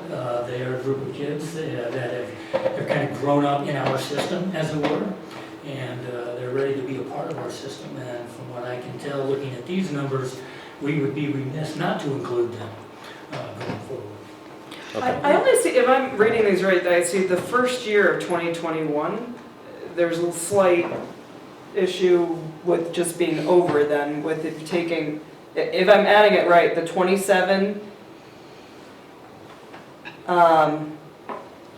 Oh, no, that's Aspen Country Day School, not community school. But with those two, we come over, but we don't know how many of those Country Day School kids are in How many? district. Or in district? What's our max capacity? Typically, Country Day has about 60% of their population is in district. 60. 60%. And So they if you're looking typically, at And it's on their 27, website. You're gonna get 16 of those kids possibly coming Okay. over, maybe half of the 16. so what is our max capacity at the high school? 600. It's 600. Oh, okay. I thought it was 550. We're already- So, then the numbers don't add pretty up clean. ever past 600. Not in the next 10 years. Well, it's a 5-year contract too. Right, so- exactly. So this is, Our matriculation, when we had this conversation 5 years ago, our school was heavily weighted in down valley students. Now, if you look at our, numbers right now, you'll see all those younger grades have, a higher percentage of in-district students. So our trend is definitely moving towards what the previous board and the previous superintendent identified as something that was desirable in order to reopen this conversation. So I know this is new boards and new leadership, but I feel like we are moving in the direction that we had predicted to move in. Tom, I have a question. The promise related to opening up enrollment last spring, what was whether it was a verbal promise with the community of kind of what we were doing, the kids that entered into the high school that were out of district, they have all 4 years there, but we didn't say we would be doing this every year, or did we? That's correct, we did not say we'd do this every year. We want to look at our own sort of projected numbers and determine, is there a need to do an out-of-district enrollment? By working with the community school, if they already have some kids that are out of district, it sort of solves that need for us. I mean, to me, it's a no-brainer. I mean, correct. And Jeffy, you made a good point about where you have gone as a school, but there was another piece of data that you presented maybe the last work session, that in addition to the students where they're coming from in district or out of, then there's a secondary look of the families and where those primary wage earners are working. And most of those parents are, I think it's like maybe 70+%, I believe. 90% are working within the school district, making contribution, vital part. So if anyone wants those tests, And sales tax. it really is, and sales, right. So those tests are really strong. When you're in front of someone who's somewhat doubtful of how their public monies are being spent, it's helpful to understand that. So it's really, you're investing in your broader community. Makes it pretty easy support. So then just to go back to the thing, so there's no disagreement between you guys. The only question is if there's any reason why we feel that there's any reason not to move forward. I have one more question that I Okay. feel remiss in not asking, which is the number of employee housing units that are currently being built or planned for in our community right now, which are significant in Burlingame. Okay. Do we have estimates, Tom, based on what's in process with the city or with APSHA of how many additional or new families we might be getting from those in the next few years? Snowmass is also. It's a good piece of data to know. And we can use Burlingame 1 and 2 as proxy, right? For percentages, right? Yep. And we can also project out in the timeline for Burlingame 3 and then eventually the lumberyard community that's being. Storage. What years did? What I'm trying to get at is that those inflows, I think, are, in terms of this conversation, 5-year contract, I think those inflows really won't materially.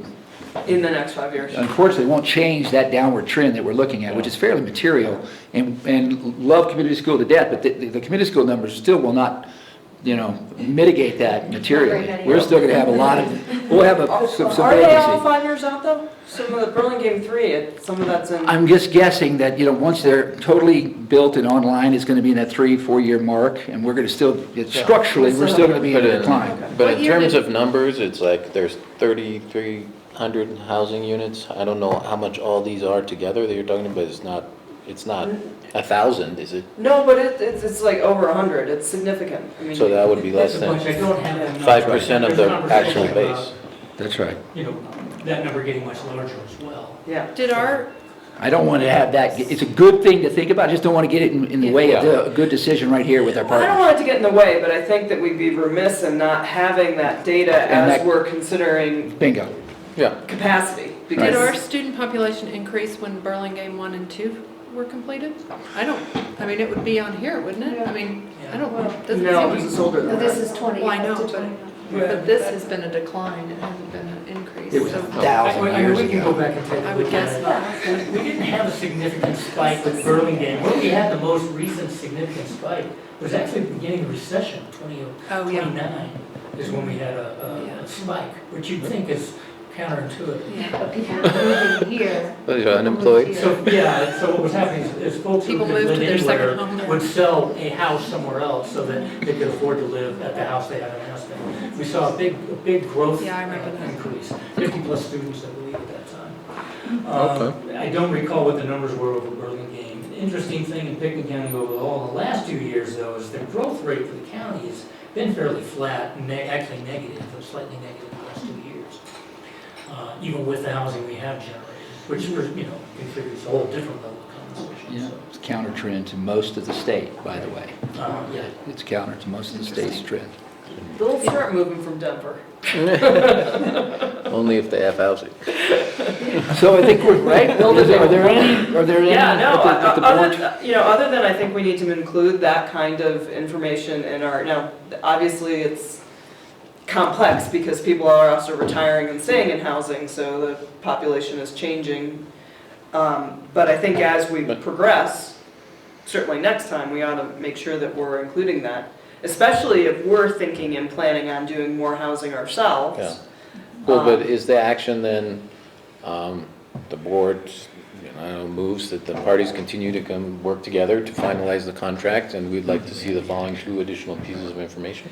And no action is required today. Or the suggestion, or just But what I'm whatever that hearing kind of, this is what we would like. Is that it seems to be general approval from both boards to include these 2 asks in the charter and make sure we tease that language out. We have a little bit of follow-up on the budget side.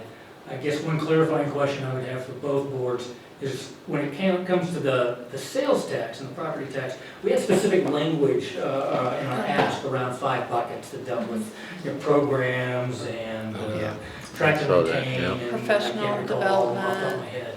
Is that still the language we want to maintain going forward? Both. It may be a dialogue that you kick down the lane a little bit until you meet with the city council.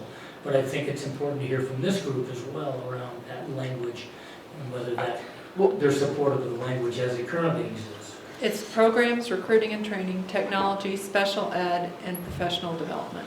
So what do we need to change to add the community school to? I'd ask their feedback. I mean, I know you've examined this at least briefly, Michael, and maybe others on the board, and leadership Casey. So, I mean, is it internally consistent with the goals and the objectives that you carry at the community school so that you can stand in front of the community with a very honest, position and say, yes, this is how our money will be charged, or if you will, invested as well.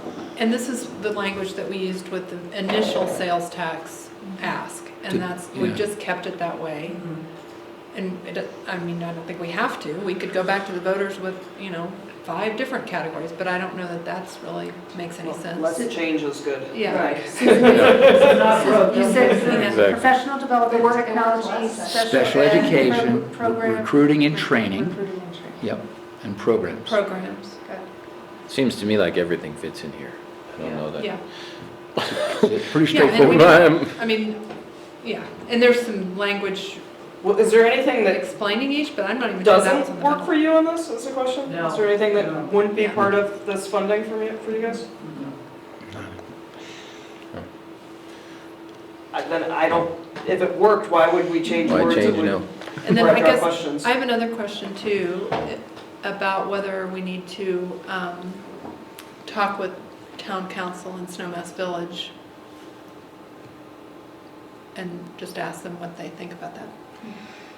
In what Just to, in what context? Give me more. well, because when we originally put it on the ballot, we asked them, Specifically can we about, put this on the ballot in Snowmass Village, and we kind of got their blessing. And so I just feel like it might be nice to ask them hey, by the way, we're bringing in the community school, is that what you mean? Yeah. Okay, so I to have doubt that they conversation. even know at this point.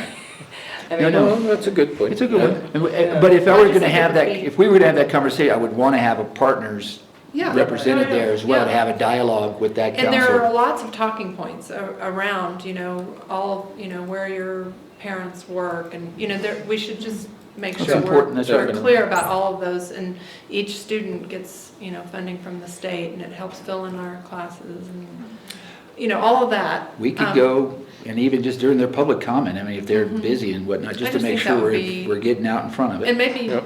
city council as well. Sure, agreed. But I think that's something that is That's a worth great idea. a Yeah. conversation. well, should that be in our work session with them? Or Yeah, is it- oh, yeah, it's are definitely you coming up in proposing works- as part of a public comment that we go and instead? No, with our city council, we're gonna have the opportunity to have that added to the agenda. We should have that conversation, proactive, hey, partners, blah, blah, blah. But we don't have a work session planned with Don't have it Snowmass with Village, the but I town, think that right. might be a good, either a work session or just, hey, can we just come and talk to you a little bit about this? Okay. And even just tell them we want to put it on the ballot again. We haven't even said that, so. Yeah, when is that? For The some- fall.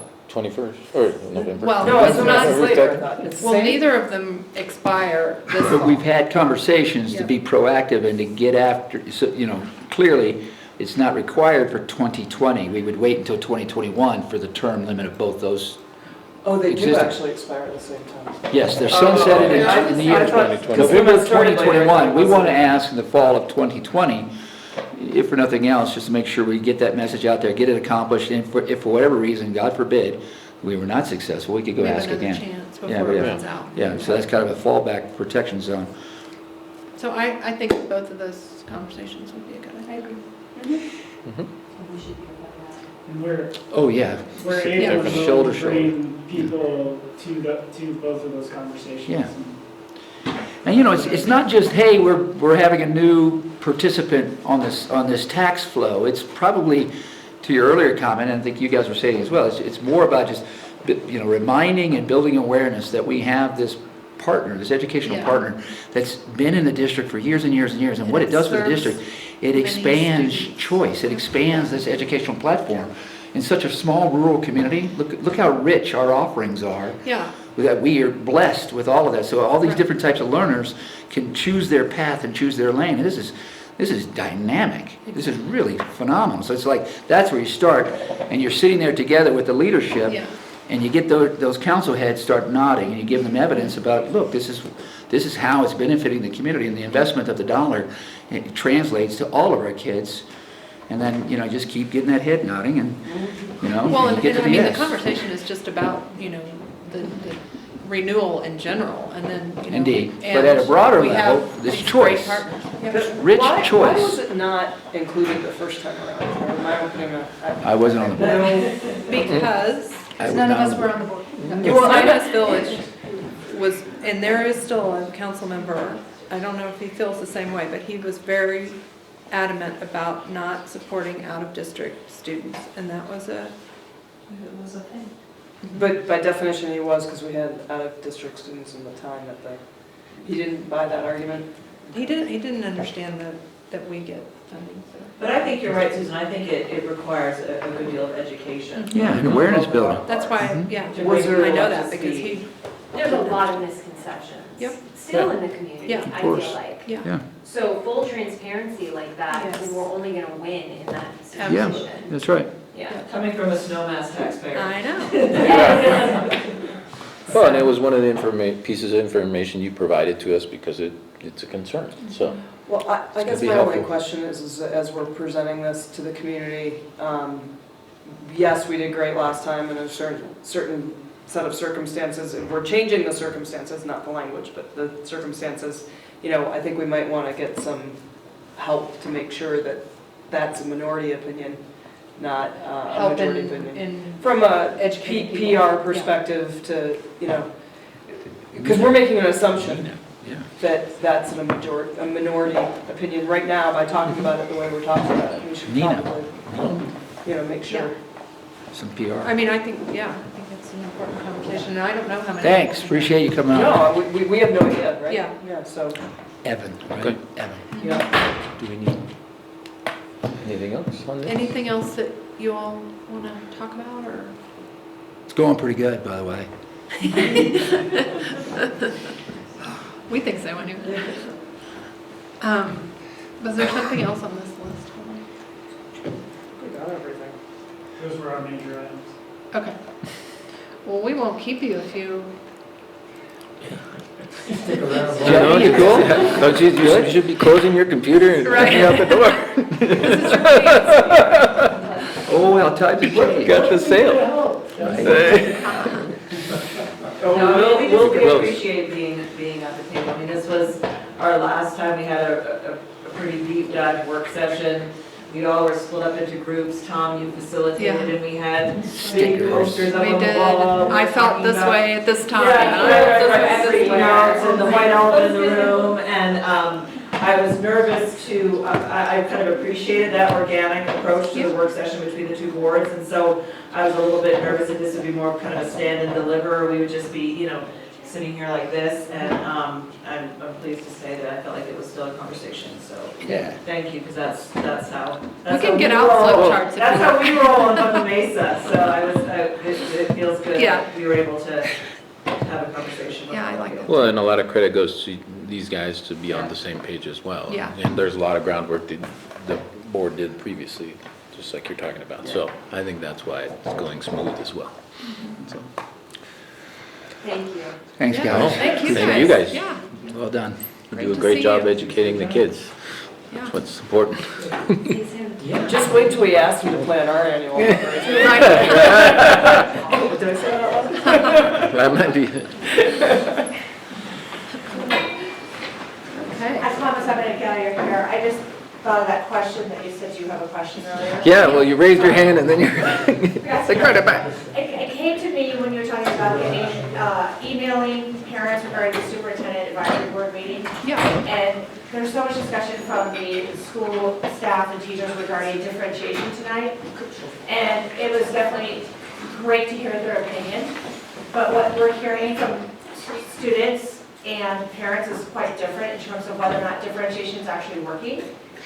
And it's great that they feel like it is, but we're not going to know those results next year or a year after that. So what I'm wondering is it possible to do a community outreach where we get emails or send an email to parents to try to get information whether or not they really feel like, is differentiation actually happening? Because I'm hearing very differently. And that kids are bored, kids are this. And if the perception is one thing and the reality is different, I think we should find out. That's all. I just thought I'd be interested to explore that. Yep. I'm gonna leave y'all. And I was hoping that the thing about communication was right in line with what you just said. described, yeah. Thanks. Thank you. Thanks. Okay. Where are we? Linda's up. Linda, sorry to make you wait, but thank you for being here. And would you or Tom want to introduce the financials? I'll hand it off to Linda. All right. Thank you. So, this is our second go-round, right, of financials that we've been putting together. We're getting closer to something that is a little more consistent. Every meeting we have is a little bit better.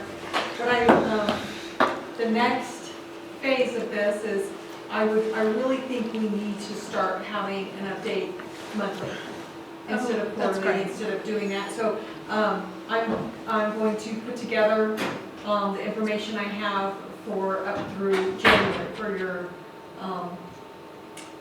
we're already, so March. Let's try and put that on the agenda for the next board meeting. For March?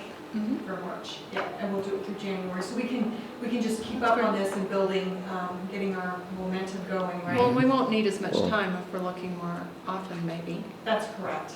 And then we get to providing, a little bit closer each time to something that's very helpful. And we're very close in moving stuff over from that wonderful Fund 74 fiduciary fund into those special revenue funds. I'm scrubbing that data right now as we speak. So I think if we just continue meeting, going over this every month, it'll just get more helpful, and then it's gonna make it so much easier once we move into our budgeting process. You'll be familiar with how the numbers come and flow, all right?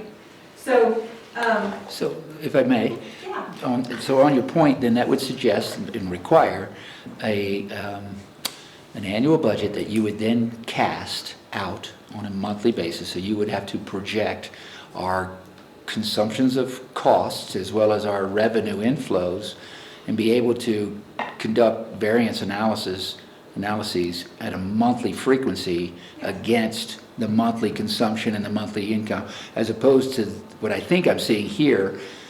No, it'll be like this, we'll just keep going, adding on a month, so what we see year to date. So to be clear then, so structurally what we're looking at, and I'm just going to use the general fund statement as an example, you're saying what I'm looking at here on the revenues and expenditures is just for the X months, so up to and including? Up to December. Up to December. So it's 50% of the year. So we truly are seeing 50% of the year as opposed to the entire year. That's correct. So when we get up to the top, when you say percent of the year completed, you see a 50%. So next month we'll just add on another month. So that's very helpful. But it's wildly, I mean, it's just like, it's no real material value for us. Yeah. So, you know what I'm saying? Yeah. The variance is so, I'm looking at expenditures, so direct instruction in general fund. I'm sorry, we're kind of sabotaging your prologue, I apologize.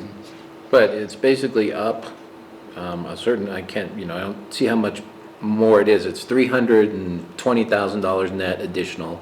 It's still 42% of the overall expenditure. Yes, so so I guess that's what we want to look at. When we're looking at these financials, you want to look at your percentages of direct instruction is 42%. That's what I would look at and say, well, why isn't it 50? Are we holding some budget back? I mean, why are some positions not being staffed? Those kinds of questions. But then the next phase of this is you look over to the column, the fiscal year 2019. Yeah. As you see, where was I last year? 42%. Yeah. Exactly. So it tells you you're kind of tracking. We're tracking along that same road path. The other thing that's very helpful, because of the way we receive our revenues in school finances, that percentage gives you a good insight as to how am I tracking collecting property tax money when that's coming in. So when you're looking down at, for example, specific ownership tax, that's the fees that we collect on people's registration, vehicle registration. You can see we're at 28%. And that's actually tracking a little bit lower than it was last year. So those are things that are just, you kind of put in your back pocket and you think, wow, are we seeing this statewide? Or, kind of trending things. And then you can take and apply that information when we're building the budget into next year. Yeah, maybe I'm just struggling with your nomenclature as well as the presentation. And when I look at fiscal year 20, it's that multi-column piece in the center. You're calling the first column budget mid-year. That's the one we just approved. But $34.7 million is not the mid-year revenues that we derive. No, that's the budget that we adjusted right. at That's the forecast, yeah, but then, it's the so actual budget. approved budget for the rest of the year. Yeah, but it's still, again, it's an aggregated, it's a restated annual budget. It's not a budget mid-year.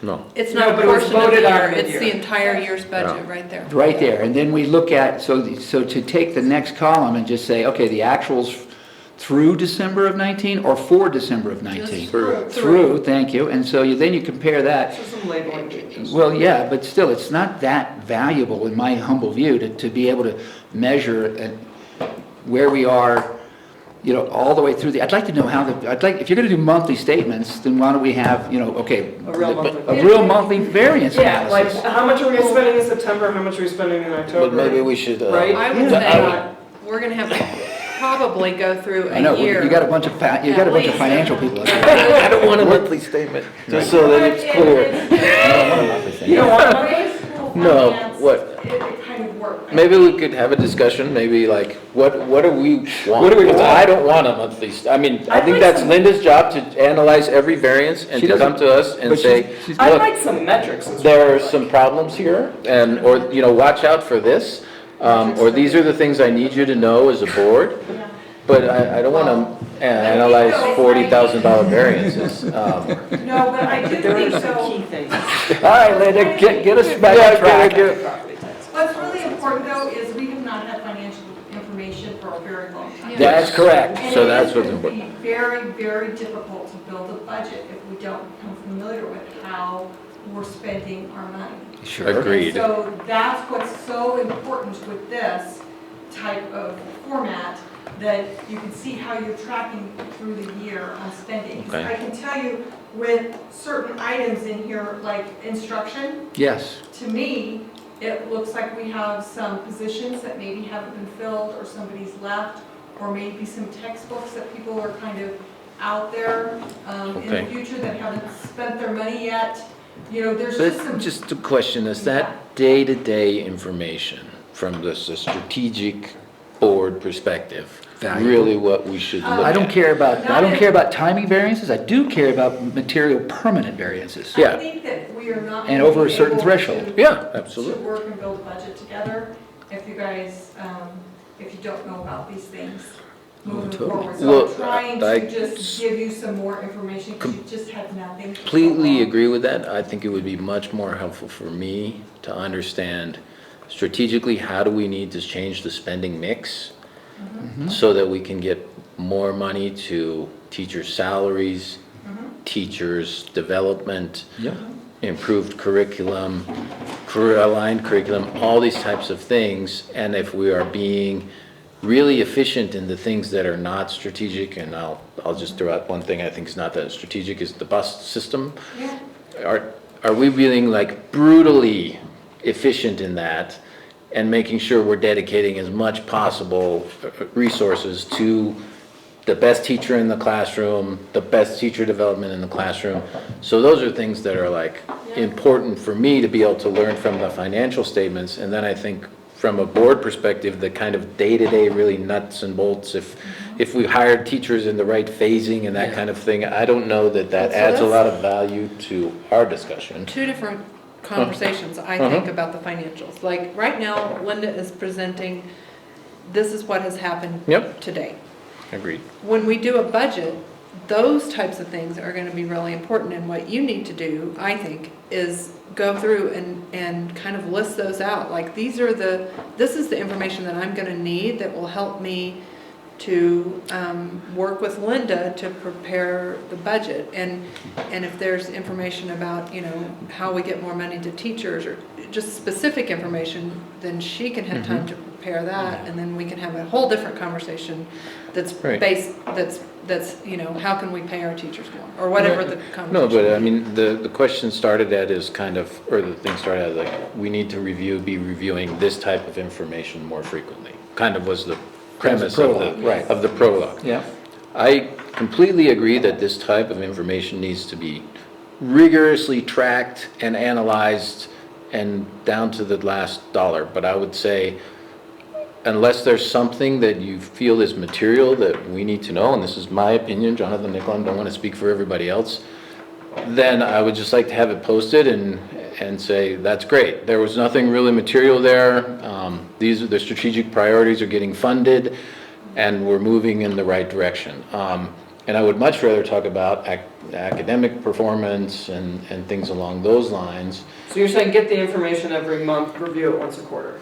Yeah, as opposed to spending a lot of time talking about small variances that, you know, that are material in the day-to-day operations, but do not move like the overall board's work forward that much. And, I mean, we have a fiscal oversight responsibility. Actually, beg to differ. Okay. Because we, just from the last year, our fund balance decreased by more than it has in a long time. That's a concern to me. Okay. This is the first time we've really had some good financial, like, comparisons to the previous year, because the audit's done. Yep. I mean, it's important, and it's something that I think is more informative the more often you look at it, actually, because you Agreed. start to understand. And it will be Or- quicker. But we're about to go through a budgeting process. By definition, we're going to be looking at this every month, whether we want to or not. I mean, the question is, going forward, do we want, the month of July, and then the month of August, and that is something that we can determine later on, after we get through this budgeting process, that we're going to be looking at this all the time. Yes. I mean, Because actually, when I put this together, there are some things that really stood out when I was going in here, and one of them being transportation.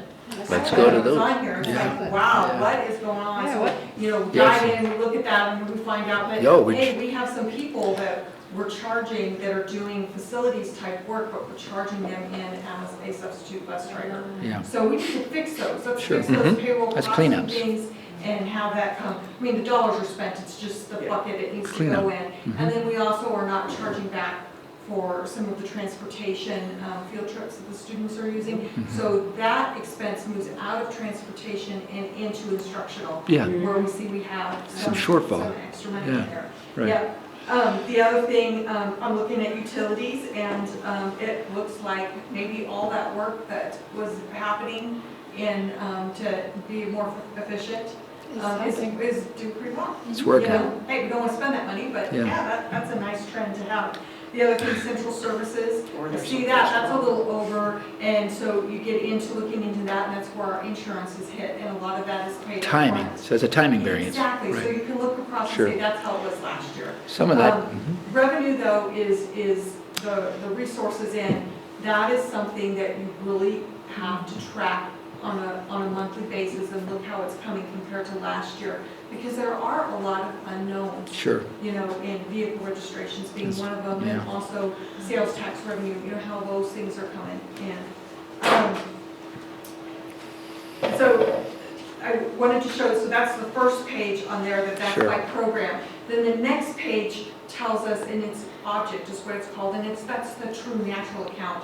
So then you're looking at salaries versus benefit. It looks like we may have budgeted a little high for benefits, and that's pretty typical because people change around their health insurance, elections, and you're kind of chasing your tail a little bit there. Purchase services look right on, supplies look right on. That's a good trend there.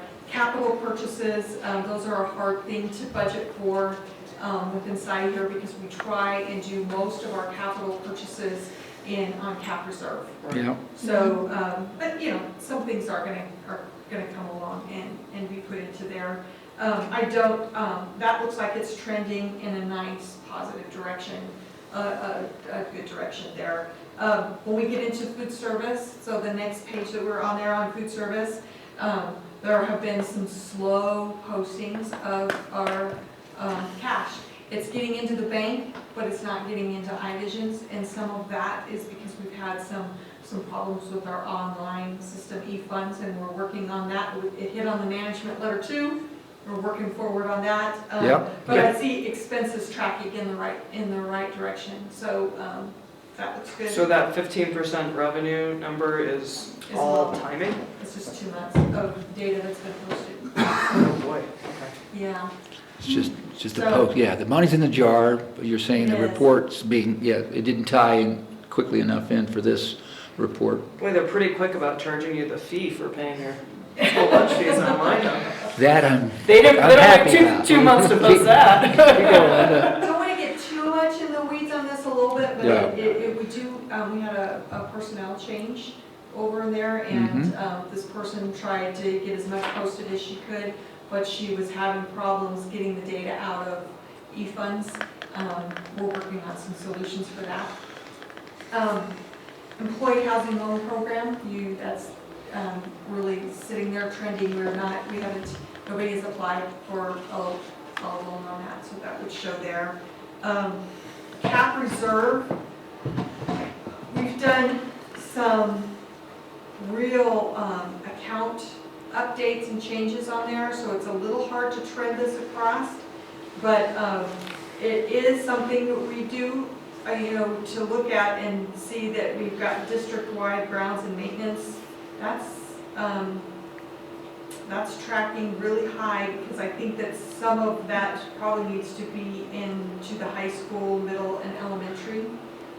So we gotta figure out why that wasn't put into the right Bucket. Yeah. And, but in total, it's not bad. The house came in, the employee housing that we bought, Shining Mountain came in a Sure. little lower than what we budgeted, so it was good news there. But back to the district-wide maintenance and grounds versus the monies dedicated to the high school. I mean, clearly, we did the HVAC rework here at the high school, and that's got to be sitting in the district-wide bucket at the moment. I mean, that's probably the lion's share of your variance, right? So this is the type of visibility, frankly, is really confidence building and trust building, not only at the table, but obviously with the broader community. There's a lot of frustration over the years. I can't understand. I see this one-page report, and it's supposed to represent the entire $30 million of revenue, and it just, you know, to try to aggregate it too far really just kind of frustrates a lot in the community. Appreciate you being able to, I just wanted to respond. I think both Susan and Jonathan's comments are correct. That is to say, I really do, we should be spending some time on that costing mix, which is code speak for what do we think priorities, how can we help to shape priorities in terms of how the district budgets and expends the taxpayer dollar. That's mix and that's priority.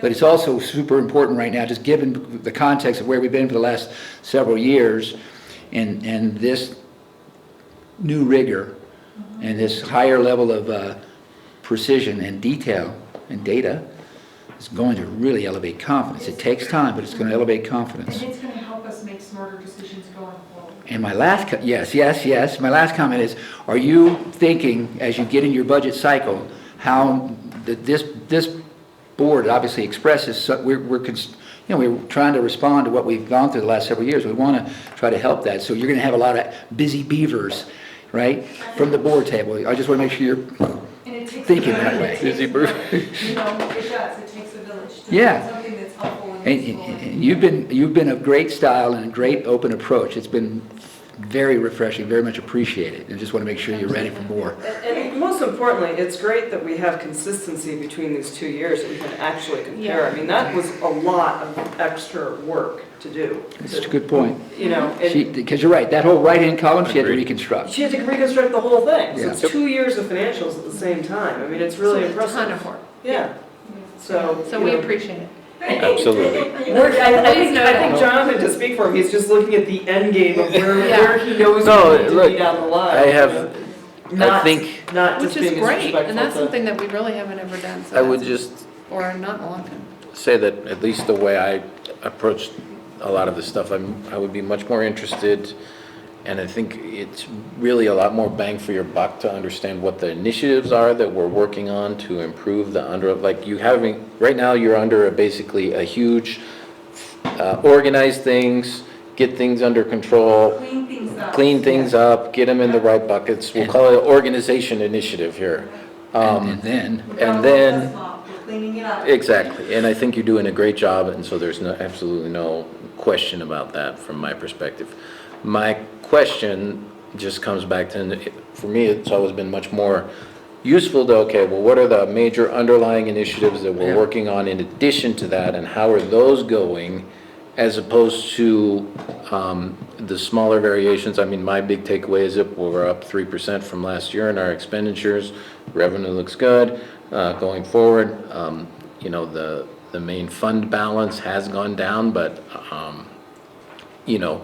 it doesn't seem like we're out of control or that we're doing something that's, that at this point in the year gets us in trouble. I mean, there's things to look out for, and all the control and absolute rigor and all the things that you're doing is what needs to be done. I just come up to then, once we know that's happening, and then the value add additional that we should be thinking about is, okay, how's the mix change and what are the strategy. Yep, exactly. What's the strategy discussion? Yeah. And how is the budget reflecting that? No, Yep. and once we're confident in, you know what, these reports, okay, that we're trending right, and then you won't see me as much. But I think initially, we really we need to spend some time, you know, within this kind of format, just meeting. We're digging it. Yep. Yeah. You're not gonna turn us No, off. it's not, No, that okay. everybody here, We're digging it. well, I think you Okay.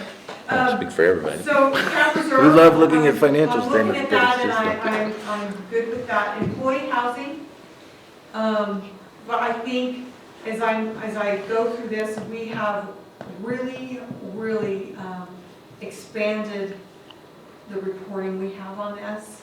And it's giving us some great information as of, you know what, if we're gonna continue down the same path that we are currently managing on our employee housing, we're gonna have to raise rents.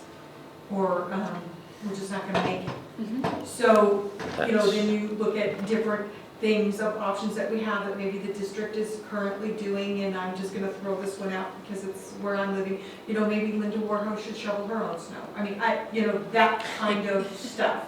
If you wanna keep your rent down, then Linda Participate. Warhouse, shovel your own. You know, those are the types of things we need to look at when we're managing this. And expanding out this chart of accounts is really giving us that info. Well, and I'd like to also see, we 100% have lots of data in our community around rental housing and what kind of expense ratio one might expect. Yes. So we can benchmark all the OPSHA stuff related to this. We even have some inside information. It's true. Well, yeah, but we can't afford him. I said just information. I didn't- The first step though is just getting this out here, right? Yeah. And Yeah. we're getting there. It's an ongoing endeavor, putting this stuff in. It's also, we have kind of found out through this whole process of putting this together, one of our major vendors was billing us very late for stuff. That's annoying. It is, and they're realizing that now. Because I'm like, well, if you're gonna bill us late, I'm gonna age it then. You know, There you go. so if you wanna get paid, then get it your time. Right. So those are the kinds of conversations we're having. And next year. then the other piece that's on here, and it's kind of in the summary, 2 pages. So maybe- I tried to give you more of an executive summary. I want you to look at the cash flow on how that's going. When you talk about those things, it would be helpful for me to understand, like, the 10 priorities that you're working on in terms of, you talked about employee housing, getting all those accounts squared. I don't know what other, you know, when you think about this, these are the 5 things that I really want to get done by the end of the year. That would be helpful, I think. So And then maybe put some objectives and. yeah, just like, you know, you mentioned a great one. If we want to continue to have a sustainable employee housing program, we need to get these accounts in order. And that's my number 1 priority, my number 3 priority. I don't know which one it is. But that would be helpful information, I think, that could complement this. Yeah. So we'll talk about, and I think also dealing some with the management letter that we've had from the auditors. Yep. We're All those work on. items. Yep. Getting that kind of just more like a project. you Cleaned know, up, yeah, so yep. We have everybody contributing all of in our area. Some of those things that will come out as objectives of, you know, what we're trying to fix and move forward. The other thing, though, I do want to add on this, and I think that this is something we need to look at on a monthly basis, and maybe it's not a full financial, maybe it's a 1-page summary of the financials, but we need to really focus on our cash flow and revenue coming in. So we're really managing that in some with the early morning meeting that we had. This with morning, the zero interest loan. We're not going to, next year is going to be done very different than this year. We're going to do that July 1. We're going to pass the resolution, and then you guys don't have to stress over it over the times when cash flow is later. I can just apply for and get the money. And we do up the resolution a little bit, then more than what we need. Sure. Just in the unlikely event Sure. something weird happens. So, But there's no, that's what I wanted to Okay. show on this, is that I didn't, when I showed Yeah. the cash balance on the sheet on this, Yeah. wanted you to see it without any borrowing money being in there. So don't think that I'm overdrawing or checking the account on that. looks like it just comes in big buckets to me. You just gotta It smooth does, it and out. we are going to do a much better job managing that also into, when it comes in the big buckets, is maybe shipping that out to, and we can't get too creative on our investments, but, you know, a little bit of interest is better than no. Yep. Yep. So it sat in the checking account, the large sum the whole year. So we want to Okay. move some of Yeah. that over into college trust or. Oh, yeah. No, and that would be like the great thing to say, look, this is how poorly we've managed our cash in the past. This is how we're gonna do it from the future. Based on that, we're gonna get an extra $100,000 a year in interest. I don't know what the number is. But you're very close. Yeah, because it's like 10 million bucks, right? So, okay, so, and that goes to help fund our schools and fund our teachers, and so those would be the great things that could, if we could be really clear about that, and these Paying interest on are. our line of credit. That's correct. I'm not going to be paying that interest. I like that delta. Nope. So, I was telling we've got checks in today from Pitkin County, and I told the kids, we walked down to the bank, because that's $70 a day. We're paying interest on that. Yeah, get it in. Yeah, right now, and get that in. Cool. But the other piece on that with the county, for Pitkin County, they mail us an actual check. And Aspen mail hasn't been the most reliable. So I have talked to the county, as I think it's well worth my time or anybody's time to go down there and pick up that check, and then stop at Alpine Bank on the way over and to get those in. maybe just direct deposit? Yeah, no. They won't do it. I asked. They won't do it. That's crazy. They won't, yeah. At least We have there's some- free parking at Alpine Bank for 15 minutes. County would do direct deposit. It's like being in the Stone Age. There you go. Hey, what about, Parking or free parking? how about staffing, your team? Your team? Renee? Yeah, so Have we you- had Renee, that had been Right. with us for a while, a very reliable person, Sorry. has moved on. She's Yep. got a better opportunity over in Montrose, and she went over there. So we had interviews today for the position. We were going to offer it. I haven't heard from Molly yet if the person accepted. Okay.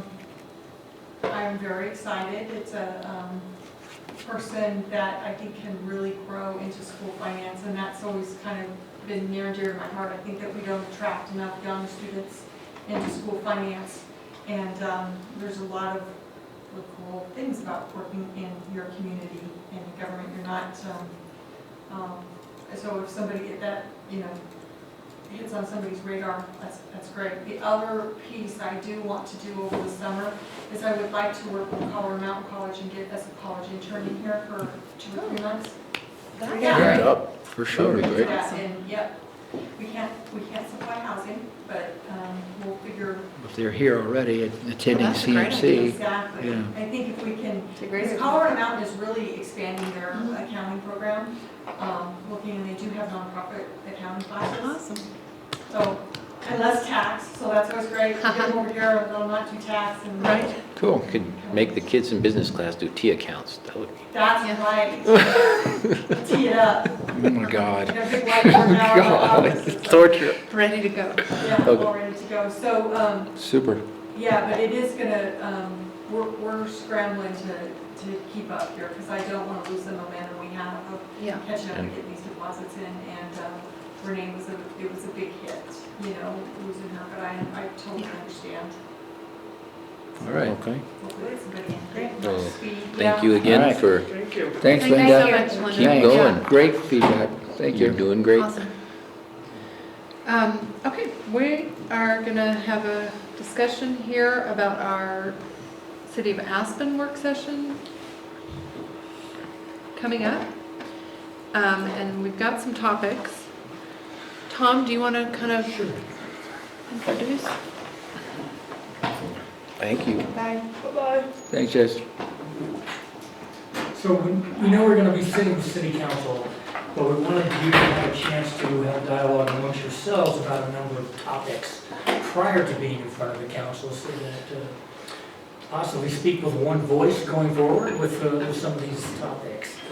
And the outcome for our time together really would be for Angela and I to take some notes and try to capture this language a little bit so that it's in front of you when we do go before the council. So we can start anywhere you want, but I've got a list of the topics, and we can start working our way down from the top, or we can start anywhere you want to go. Well, we kind of already I'm gonna- talked about the sales tax a little bit when we Right. were talking to the community school, Yeah. and Right. I just think we should explain that, we want to, why we would like to do the renewal this fall. why we think it's important to include the community school as our education partner in the all of the talking points around that. That we will also be talking to Snowmass Village. It might be helpful for Linda and I to put together a per pupil revenue kind of workshop. Yes. Worksheet, just to Yep. let them see what that looks like. Dollars go with a child. Exactly, where, no matter where they live. Yep. Right. So we can give them a And then, breakdown. yeah, and then those pieces about where the community school parents work, and I think Right. that's a good, I'm not sure, I was thinking about going to Snowmass, we should probably wait till we get the money from them before we go Yeah. talk to them. Yeah, It's probably. renewing. I mean, I talk mean, about but a anyway. cash flow benefit, there's an Yeah. extra $1 million right there. But that's Literally. not about this, so Right. we should stay on this topic. Would it be helpful if I spoke with Clint in advance of that, our city manager? Yeah, Okay. and just ask, Yeah. Yeah. when and how we Well- could talk with them. Yeah. Okay. I can do that. After receiving funds, right? Which could be, I mean, it's an IRS feedback piece now, right? Yeah, it should be soon. Yeah. Put the, Linda put said the They pit, said February. put the pit bull on Which one? That was- him, Roger. Linda said this morning that they hope she should by the end of the month know what that is at from the IRS. Yeah, so So, hopefully. all right. And we can skip on through this thing. Yep. Conversation with Compass, you can, again, part of that sales tax, you could add whatever you want from our Compass board or invite them to be a part of it. I'd like for them to be there with us for the discussion to the extent, when we Yeah. sit down with city council, Yeah. what day? Are you thinking 1 or 2 representatives, or? Yeah, Yeah. maybe, if you could get someone from the board, and maybe also Casey with you, right? Yeah, I don't that'd be know. great. You make that call, Okay. but it'd be helpful, I mean, in terms of just the solidarity and the relationship and the partnership. Great, we'll be happy to. For sure. We'll be happy to show up. Thank And you. just also, it does make sense to all of us to stick with those 5 buckets. We're pretty clear on that too, right? You mean For the the, Aspen sales tax. oh, Yeah. those 5, yes. Oh, the- yes. sorry. If it ain't broke, don't fix it. Yeah, yeah, Yeah, Professional development, technology, those types of things. yeah, I think that makes sense. That's my don't question. change it if it's not broke.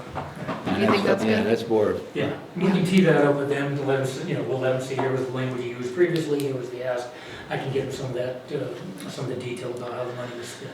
Yeah, okay. I mean, the term programs could apply to almost anything, really. I mean, it's good, it's very flexible, I think. Yeah, But I think Tom was right, they will want feedback on how the money was spent too. Yes. So, and then we we do hope, that but that's usually in we've the- provided that. APAF, so we Yeah. have Yep, it. that's the, We'll have a report That's right. from APAF about those dollars, and then, Can rely on that. and then what we can share with them is what the ask had been on the Snowmass side. Mhm. Okay. Yeah. And Yeah. both of those are hyperlinked in here right now. Yep. The most up-to-date APAF one we don't have, but we'll have it by the time we receive council. Okay. And those are hyperlinked in this document here under Aspen Snowmass. Okay, great. As we keep going down, as we speak, Catherine Sam is over at the city council right now, talking with them about the IGA, potential IGA for the use of city sales tax around tobacco revenues, tobacco sales tax revenues, with the idea that we would enter into an agreement with the city that we would be the fiscal agent for providing prevention services regarding tobacco and other substances. There's sort of 3 basic buckets that we focused on. One is upstream, going to our families of our youngest children and help them with decision-making and support them with that process. Another one is growing the youth voice, particularly the secondary youth voice, 8th grade through high school. And we see that as a significant way to change norms amongst the population. And then the third bucket is we would continue, the Aspen Family Connections would continue to act as a hub and work with our partner agencies that are currently already doing some of this work. We'd amplify that work. For example, Buddy program does some leadership programs at the middle school and high school, and there's some opportunities there to use some of these dollars to amplify that work. what was how was the tobacco sales tax worded in terms of where the funding is supposed to go and how, I need a higher level start on this. I know we have a tobacco tax, It was but, simply to address prevention. okay. And so this intergovernment agreement for this is a proposal based on the various mental health partners, including the school district, who want to be a part of this sales tax dollars. Is that? Okay. But the way it was written, does the city have to, the city can run their own programs, or how, They can. Okay. Yeah. But what Catherine told me is they'd kind of, I don't know if she reached out to them or they reached out to her, but they kind of wanted to, Didn't you and Catherine kind of come up with? or how did it work? I was asked to do a presentation at the end of the summer, it was the end of, I think it was the end of August, 1st of September, and shared with them the research that we are developing around the favorable norms that our community and our students have towards substance use and some other risk factors. Based on that presentation, they came back and said, would you, through AFC, be willing to present us some ideas of how we might use these dollars to reduce the risk factors and grow the protective factors? Okay, yeah, she actually mentioned something to me called the Healthy Kids Survey. Yeah. I don't know that, has that been shared with the board before, or? Many times, but Okay. probably not most recently with this newest board. Tell me if you could maybe shoot that I to us. presented the Healthy Kids Community Survey at CASB when we were all down in Colorado Springs. Some of you may have sat through some of that, but I Okay, presented yeah. some of the information at Okay, that time. that would be great if you could send that. That's to us. also part of the work that, what's the? Communities of Care. Yeah, I'm like, what's the name of it? Is a group that Colorado funds in various cities to support the state marijuana tax money, and they have come up with this whole analysis of risk factors and protective factors for youth. So there's a group in Aspen that's meeting. I'm on it, Tom's on it, Catherine Sands on it, that are looking at things in our community, not just the school, can do to limit some of the risk factors and build up some of the protective factors in our community for youth risky behaviors, basically. So that's an ongoing thing as well. Okay. So this IGA, this draft that we have, what's kind of the story behind getting So it? that's a separate IGA that I've shared with you. So there's two different IGAs that the city would like for us to have a dialogue about. That's what he's talking about with Catherine Sands. Okay, so that the tobacco sales one then is not flushed out in any way yet. Is that? We will get much further following tonight's conversation. She's there talking to city council about it right now. Yeah, what I understood, there's like two specific initiatives. One, which was you talked about for somebody in the high school to build like community, and then the other one. Yeah, the Aspen Family Connections would be the hub for these dollars to develop three different buckets. One is this youth voice, and the other is grow our relationships with our partners who are already doing a lot of this work. And the last one is to really focus, along with Kids First in the city, the early childhood interventions component of this. So she was talking about trying to learn about, what the population was, all this kind of stuff, and how they intervene in the young parents who aren't even in the school district yet. So is Catherine kind of the only one the city's talking to about this, since it's a broad-based thing, they can sort of do whatever they want, or? The city staff have met with Catherine and our staff several different times. Okay, that's what I'm trying to understand, because it's hard to go through what we want to talk about in the agenda without the whole backstory behind where we actually are. That's why I'm asking these questions, because I don't know where we are. Yeah. Well, we're at a place where we've been asked to present a working concept. That working concept has since been teased through countless meetings between their staff and our staff. Okay. To the point where we're at tonight, which is a proposal in front of the city council. Okay. In a work session there, not a meeting. Okay. And then the mental health, there's multiple people involved. Yes. And that's something that I assume is much further along, given the state of the document. Yes.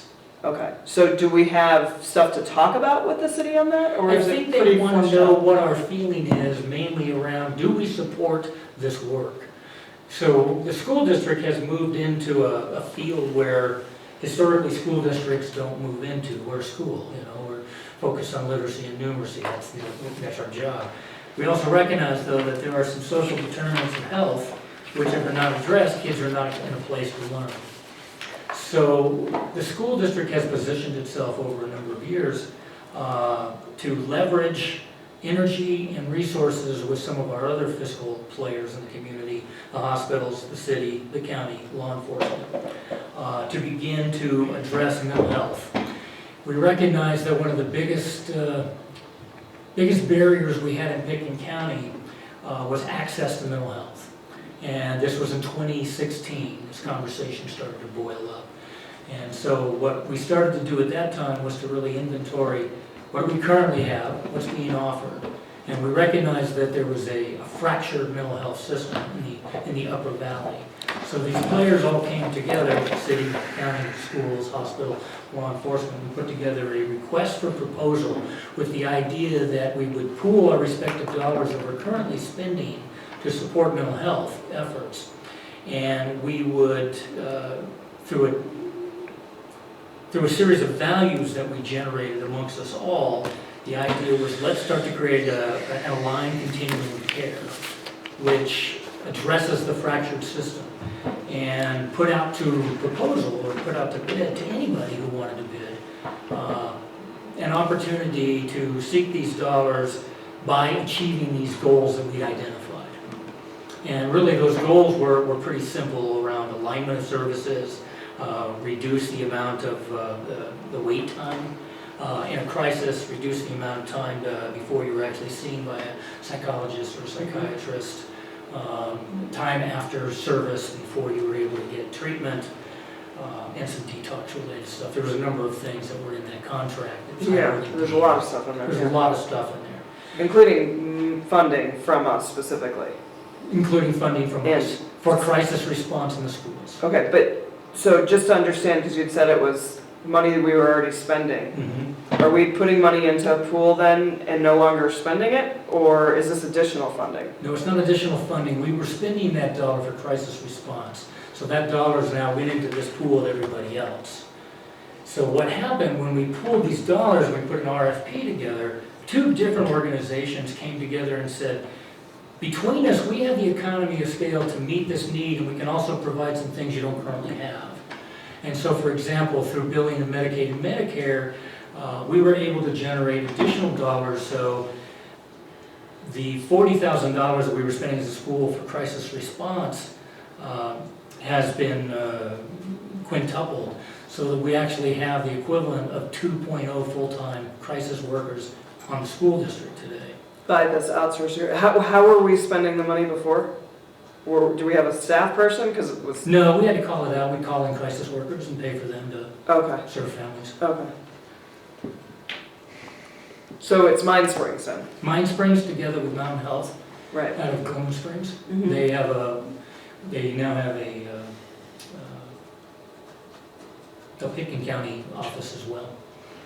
Okay, but that's not active yet. It has been active for a year and a half. Okay, so we're updating a contract then? We're updating the contract. I don't have the old contracts. Okay, so the idea is to update the contract, so it shouldn't be a huge, are there major changes in how it's functioning now to how the new contract contemplates functioning? Not significantly major. There was a little bit of a hiccup in Mind Springs being able to fill the crisis response workers at the school district at the start of the school year. Okay. So we had a gap of about 6 months from last May when there was a resignation to, actually it was basically December, when we were able to fill the positions. So there was actually some additional dollars generated, or revenue that wasn't spent. So the one major change is we've taken some of these dollars, revenue that wasn't spent, and we're allocating them towards a strategic planning process. The idea being we want to engage the entire community in a mental health strategic planning process. Well, so if we normally spend $40,000 a year in this person and now we're doing it through this group, mm-hmm. Didn't we still have to spend that money, or did we just happen to not have any? No, we spent the money as part of the pool, and we had people responding, we had people in place. We had full-time crisis workers on campus all last year. But this year you said there was during that time when we didn't have a position filled, how did we accommodate that? Mind Springs put part-time people in a crisis response to address our needs as they happen. So for example, Okay. if they got a call from the middle school or high school or elementary school that they had a crisis with a student, then they had other people that were not housed on campus. They were doing other jobs for Mind Springs, but they would stop what they were doing and respond to the crisis at the schools. Okay. Part of the fallout with that is that the response time that we had hoped to reduce, and we had reduced in the previous year, it got extended over the course of the fall because it took a while for a response to happen. Now we have 2 full-time crisis workers on campus today, and so our response time is back to seconds. Okay, so does that new contract contemplate those staffing issues as something that needs to be addressed? Yeah, and it has been addressed, and we've had good conversations with the directors of those 2 programs. Okay. Now, this contract is it's a renewal of the contract that exists, but it will, by definition, come up for review and for a new RFP at the end of this contract year when that retires in 21. At which point, this group, again, would convene their dollars, convene their energy and resources. Say, has this worked? Are the metrics that we've identified, are they being met? Are they the right metrics? Should we add some qualitative metrics? We need to push this back out to the community because here's what we're learning from the community would be our strategic planning process of other things that are important. It's not, now what we're discovering is not just access to mental health, but it's early intervention, and it's postvention, and it's prevention as well. Sorry for all these questions, you guys. No, I that's just feel like great. I'm totally coming up to speed on this. That's great. So, But you're right, it's very complex, and it requires the work of a lot of different agencies that have been doing this for several years to try to get us all in one aligned sort of direction. well, so I think my last question for now at least is how do the mental health professionals that we employ feel about this contract in this agreement in this situation? Are they seem happy to be with pleased the and happy with their work. The person Okay. who resigned last year ended up, was made another offer that she couldn't say no to. So she relocated. So Okay, it wasn't so- that she wasn't happy in her job. So our staff, the counselors and people are not necessarily working strictly in these crisis situations, but are the support staff Oh, for you the mean the whole rest of the staff that? the rest of the staff at the school, not Oh, the yeah, people in they're the thrilled. They're absolutely thrilled that this resource is available. Okay. In the past, kids who might need a lot of direction and redirection in a classroom, they didn't have the skills and we didn't have the bodies on site to be able to redirect. We can do that now in seconds. Do we have any data on outcome changes or, I mean, some of this is probably qualitative, not quantitative, but. Well, the process metrics are response time, for one. And then are they going into out-of-home treatment or are we preventing out-of-home treatment? And we're preventing out-of-home treatment most of the time. The response time from previous years, which could be minutes or hours, has been reduced to seconds. So the process matrix are really positive. We do need to have some qualitative metrics right now as well. Okay. Do we think that the city and the other agencies are happy with the I sit on the review board with all these agencies. They're very happy with the way the relationship is working right now. They always look at the schools and go, are you guys still in? You know, they just want to know that we're players and we're participants. And I think that's what they want to hear from you all. Is this work that benefits the school district? Catherine and her team and the rest of our special service providers will tell you that not only is this work that benefits the district, it's stuff we should have been doing 10 years ago. Okay. Is there an expansion of the current, beyond what's being proposed for 2020? Is there anything else we want that we haven't asked for? Well, we've grown from zero to a fairly enormous budget right now, just in the space of about 3 years, with these IGAs and with the agencies and also with the grants that Catherine has brought in from the philanthropic sector. Is there more that we want? Is there more that we need or more that we want? There's I mean, definitely are we more that asking we for need. enough? Is there more, is this providing the services that we need to provide our children? But Yes, in all accounts. Yeah, and my response for Catherine and her team would be yes, there's always need for more services. her team is swamped. Yeah.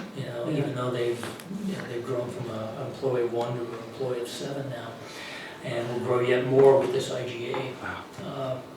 The need has overwhelmed the providers that we have on campus. Wow. For whatever reason, we haven't hit a angle of repose where the need and the services are balanced out. But one of the things that we haven't addressed, and we might need to address as we go forward in bonding, is how might this particular part of our program continue to exist on campus or exist as a part of our system?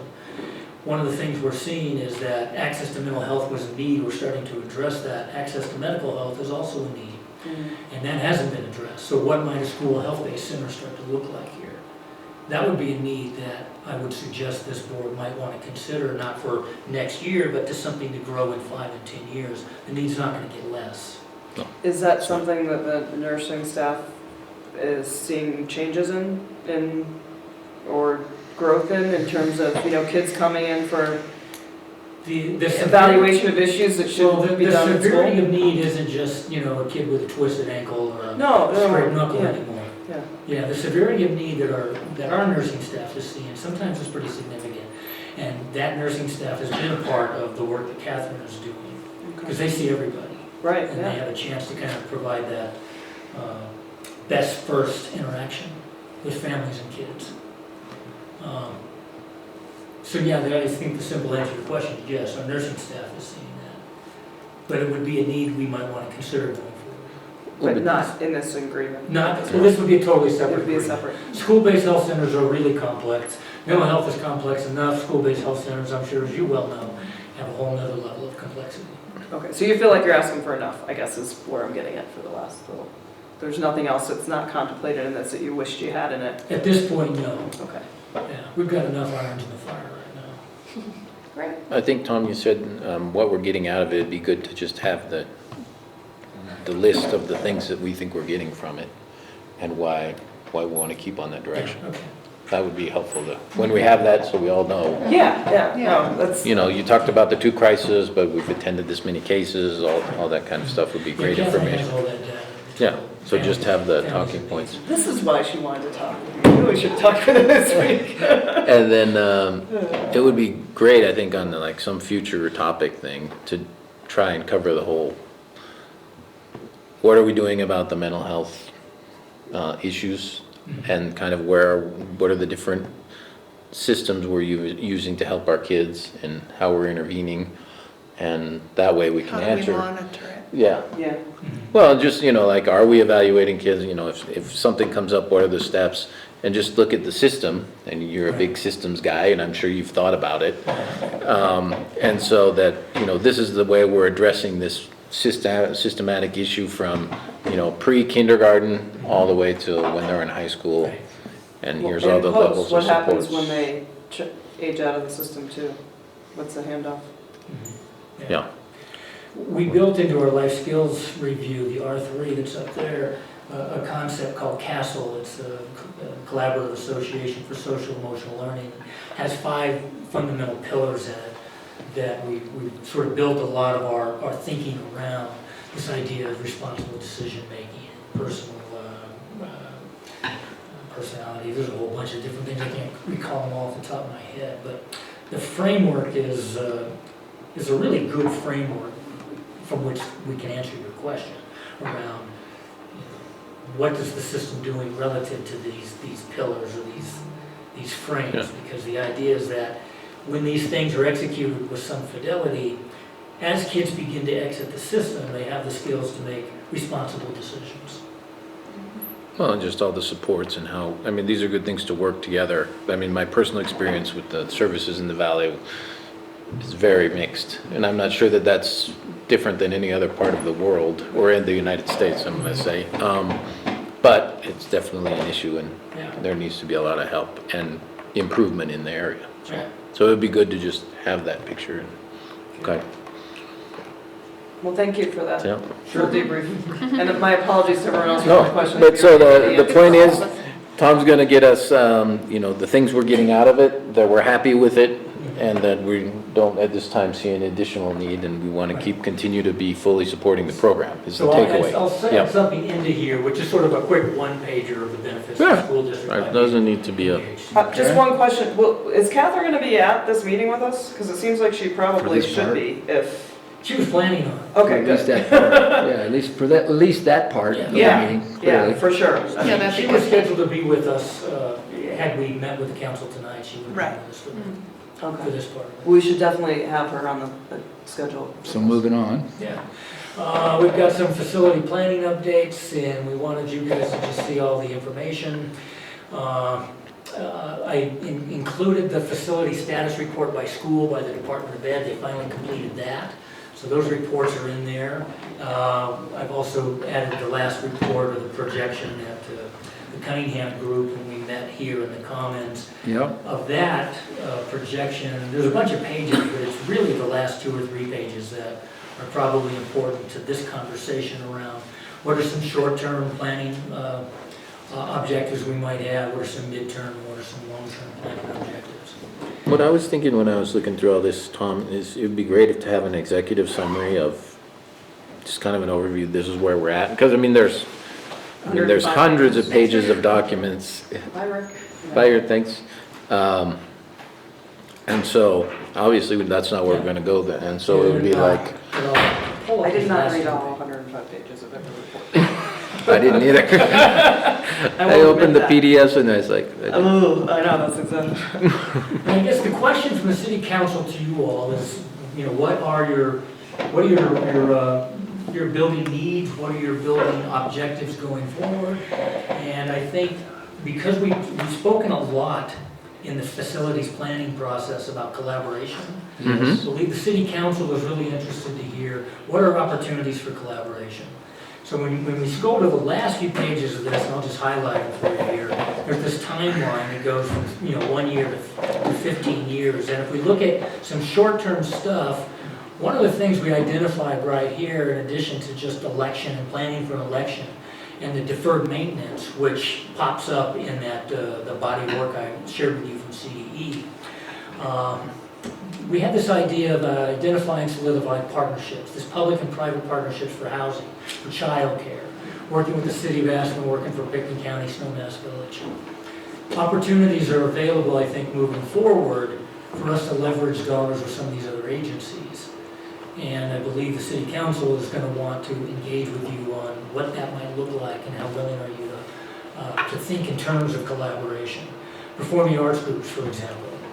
Is there anybody that, just as a general idea as a board, I'm assuming the position of the district is we want to do as much as we can together as possible to maximize the community value. Is that a misstatement? No, but I also think there's specific funding things that have already been under discussion that I didn't see on the agenda, like the Wheeler funds and, fields and from Parks and Recs funds. There's funds that they have that they're not using that have direct applicability to what we're trying to produce in terms of programming. So this is the conversation we want to have with City Council. We've identified this idea that public and private partnerships are really critical. What might those be? So, do we know what's going on with I know there have been some meetings with Theater Aspen and the District Theater and what is the current state of affairs of all that stuff? We should probably have a clue before we walk into a city council meeting with. So as we roll through this, for example, we then started to identify some 1 to 3 year midterm challenges. And so, for example, if we want to focus on the district theater, some things need to happen around, it's a domino effect. We have a preschool that lives at the base of the district theater. They have some facilities challenges of their own. If we want to move them into a place where they have a specific site-built place, we first need to find out what that's going to be or where that's going to be. Some of the suggestions we've had, Katie, is we move the bus barn, for example, free up that space for a number of different options. But that discussion hasn't been had with the city yet, is that correct? Not formally with the city. It has happened with the city people who've attended our facilities conversations. So they're aware of that, so I've shared it back with their facilities folks. But the idea in this domino effect, if we move the bus barn, it frees up some space for things to happen. For example, let's say a preschool then went there, that frees up the space at the district theater then, so we can reimagine and remodel that whole downstairs around the district theater. We can also expand the decking we have above the district theater right now. The entrance, which would have been originally the formal entrance to the district theater, comes off that courtyard. In the back, yeah. Right. You know, that can be roofed over, and that can be part of the entire system. Well, so, but this stuff is not in, I mean, given that we need the strategic plan done and this integrated into it, this is still all very draft form. It's draft, but it's in the beginning stages of what is sort of the short-term language of what we would start to do and the midterm language of what we might to do. And what this board needs to do is start to determine, is that the right work? Or are there other opportunities? So for example, I don't know what my other people's feelings are on this. I think, yeah, there's lots of great stuff on here, but I don't think we're baked enough to tell another group that this is what we want to do. No, these are current These are plannings. ideas. Yeah, these are current planning initiatives that we've been leading, and they frankly have been participating in, as was just described. I don't think we should be afraid of any of this. No, And it's in a work in fact, progress too. The earlier we bring them into the conversation, the And better. and they've been involved for literally since June. No, but as far as like prioritization of one versus the other, we're not there yet because we haven't figured out what our priorities are. These are just ideas. Isn't the message that we want to work with the city on as much as possible? Yeah, to as an develop overarching a great set of community buildings. And Yeah. here are some of our ideas. Yeah, exactly. Keep that And that's dialogue all going. they This is are what so our far. work is producing. We would Yep. like to align that with whatever work you And they might guys are have producing some ideas as well. and maximize Yeah. value for the taxpayers. And Katie, to your earlier question about the district theater and the conversation, there, you're right, Yeah. there is a conversation that has commenced, which is good. School district, theater, Aspen, in fact, Aspen Community Theater. Adam was at the meeting. Adam's in Yeah, it, yeah. there is some feelings by some that they don't want the school to be part of the conversation because they think they don't want to share. You're speaking about Theater Aspen? Yes. At least Aspen And there are Family people They're that ED, but sleep the in the board same house with me that Yeah. are trying to make that not happen. changed, right, yeah. Saying it's very short-sighted. Which I'm glad. So with all that being said, this is obviously, this is just a dialogue to inform and update them, but to also start to advocate into them to ensure that they, want to partner. And obviously the 5 council members represent different views, but I think already 2 or 3 of them are in line with trying to create public-private partnerships, trying to create some good use of funds from the Wheeler reserves, et cetera, et cetera. So I was waiting for their list. In their list, I think you've included here, is it just those 3 items? at this point, yeah. That's all we got from them? That's all we got so far. Stop driving your kids from school, that's all we got? Well, roundabout improvement study, so we're gonna go hash that out again. And do you have any, while we're on that topic, do you have any updates from where we last studied and then where we last practiced and some of the kind of tactical things we're doing to try to mitigate traffic into the roundabout? Yeah, we still need to update this fall's changes. We've tightened up the routes a little bit. We have a little better ridership again this year than the previous years. So, Yeah. we're moving in that right direction. That's good. But there hasn't been anything significant. That's all they gave us, these 3 items? Yeah. Do we have any idea what their thoughts Well, on? that's the not even location? their item. No, that's what Tom just said, these are their items. Oh, I see what you're saying, they're not, They didn't come up with these. Well, Sarah and I together generated this list, and we had this one list which was sort of tagged from the school district as information that the city council might want to know.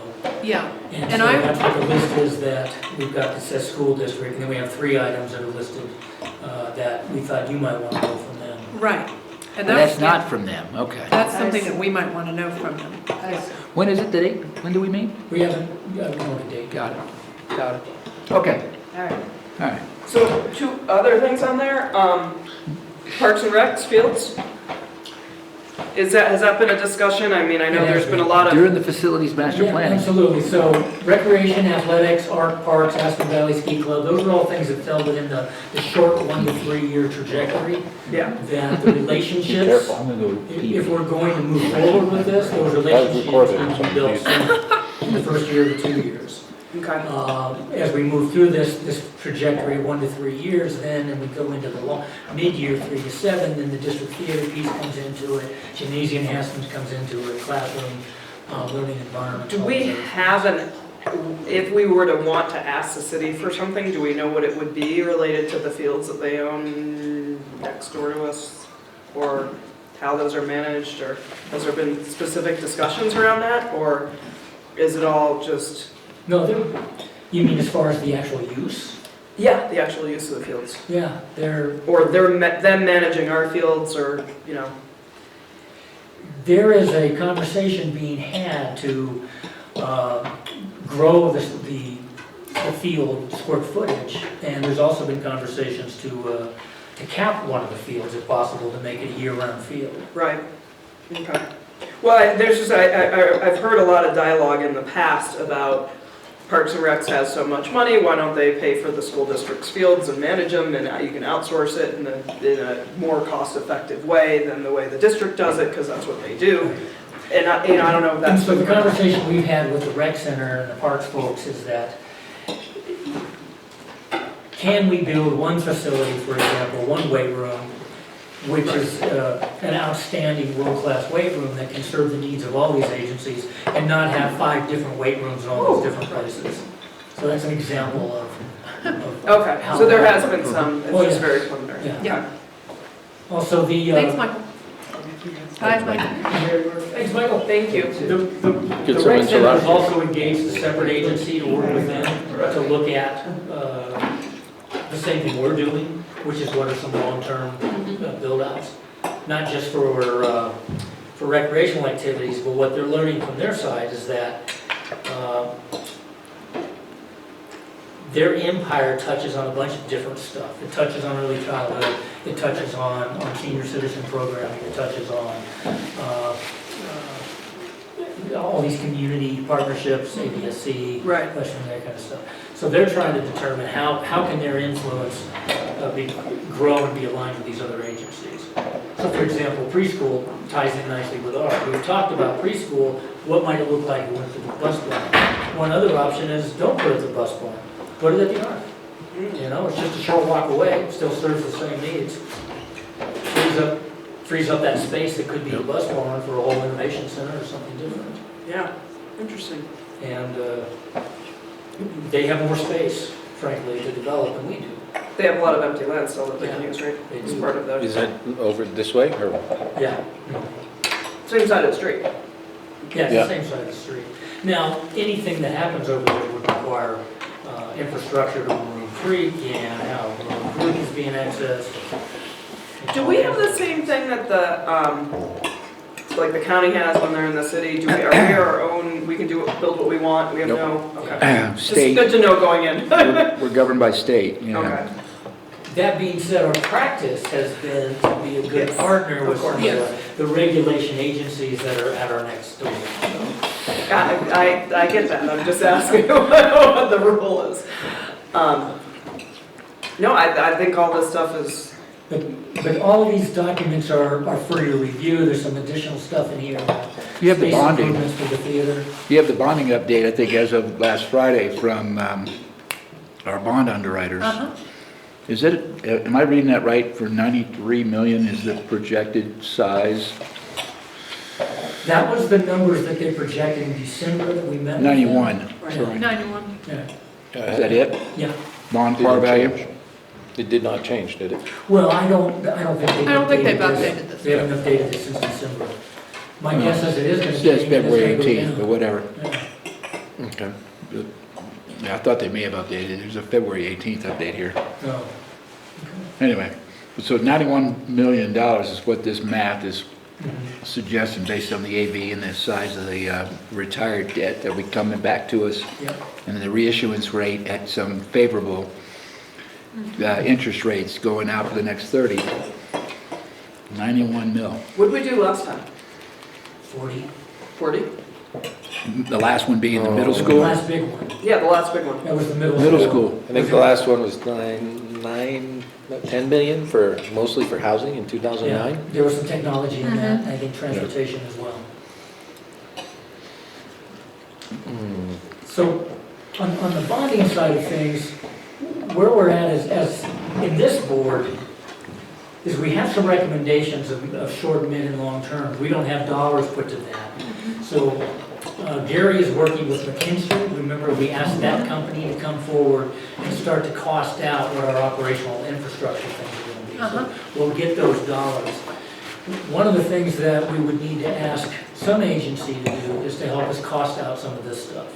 And it was suggested that we reach back out to Gilbert and that team to help us do the next phase of this, which is, let's start putting some numbers to what these things could look like. And there would be a marriage of that, of the McKinsey team with whatever team we identify to help us cost out some of this thinking. Well, definitely would want to have a professional general contracting firm. Yeah. I'm sure you would agree, all of us, yeah, as part of that costing pre-construction services model. Yep. I agree, but I also think we're still a little ahead of ourselves on that, which is, you know, we have a great, it's a great list, it's a great laundry list. We don't have any prioritization of where the strategic, because I still firmly believe the strategic plan, this needs to be part of the strategic plan, not a separate item, where this all needs to be focused based on what the plan, strategic plan says, not as an individual entity. So until we can get who we want to be when we grow up, the big picture from the strat plan, we can't determine what we want to do. And I don't think we should spend money on, you know, maybe we decide that district theater is not important. Why are we spending money on figuring out how much it would cost to do? You know, let's figure out what's important based on the plan and then prioritize based on timing and funding after that. But I think there's a step first that needs to happen. Yeah, I don't disagree with that in philosophy or in practice, and I think you're right. I do believe, though, there's been a lot of good conversation and some consensus built around, okay, if the district theaters and the improvements around the district theater is not the number one, it's definitely in the top 5. And so to know that it's a top 5, which may be in the next 3 to 5 years, having a order of magnitude estimate based on some conceptual design documentation that would come from Gilbert and some of his partners is helpful to determine Well, they're also, how it fits into the budget plan too. Well, maybe for the district theater, but if you were to say the bus barn, what's the priority there? Correct. I bet we would That have one is 7 more, different answers. that was, for 5 of us. that's definitely very soft. So You're there's right. some of them that, Yeah.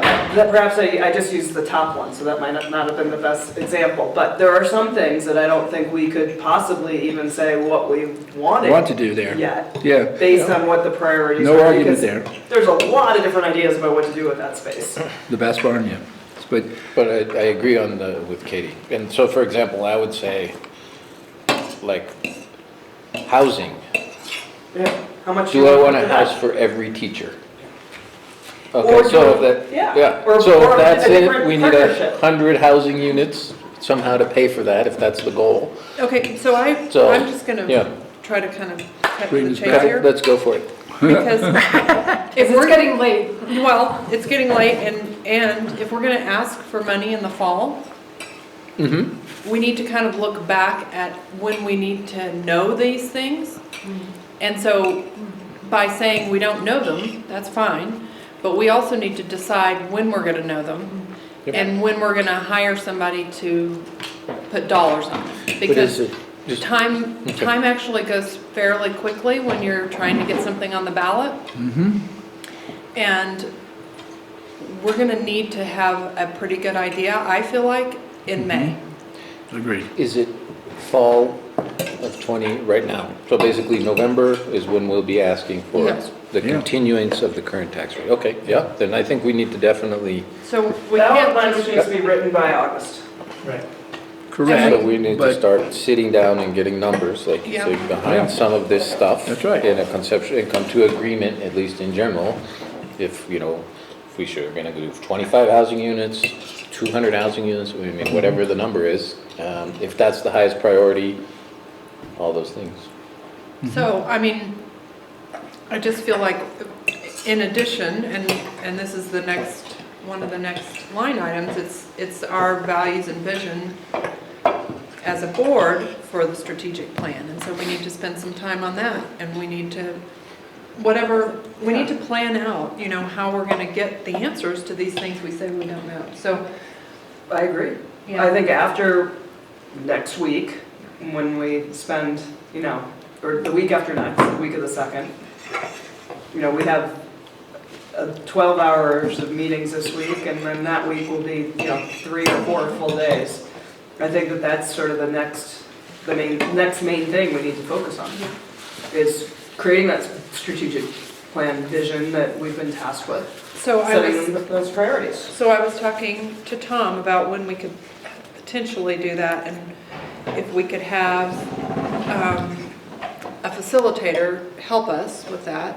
And I asked if Tracy would be available to help us, like maybe that mid-March meeting, which is March 16th, so that we can kind of get going on.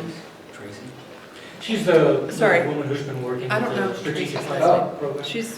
She's the kind of the consultant that we initially used for the strategic She plan. came in August. Yeah. Yeah, she's Yes, been with I us remember. since June. Yeah, I remember. Because I feel like we need someone to facilitate, and I think it would just be nice to have a time for us, and maybe not in a regular board meeting, maybe we do it in a more work session type setting where we can really sit and work through what our feeling is about the values and vision, and we can get, you know, whatever's been gathered so far, we can look through that, and we can, you know, see if we feel like we need to have more community input or whatever else we need. But I think if we could jump on that, maybe that middle March meeting, that would be a good idea. That's great. That's a great idea. Yeah, okay. But just a question, so in parallel, could we not start with Gilbert? getting money around some of these things? We're talking a month out.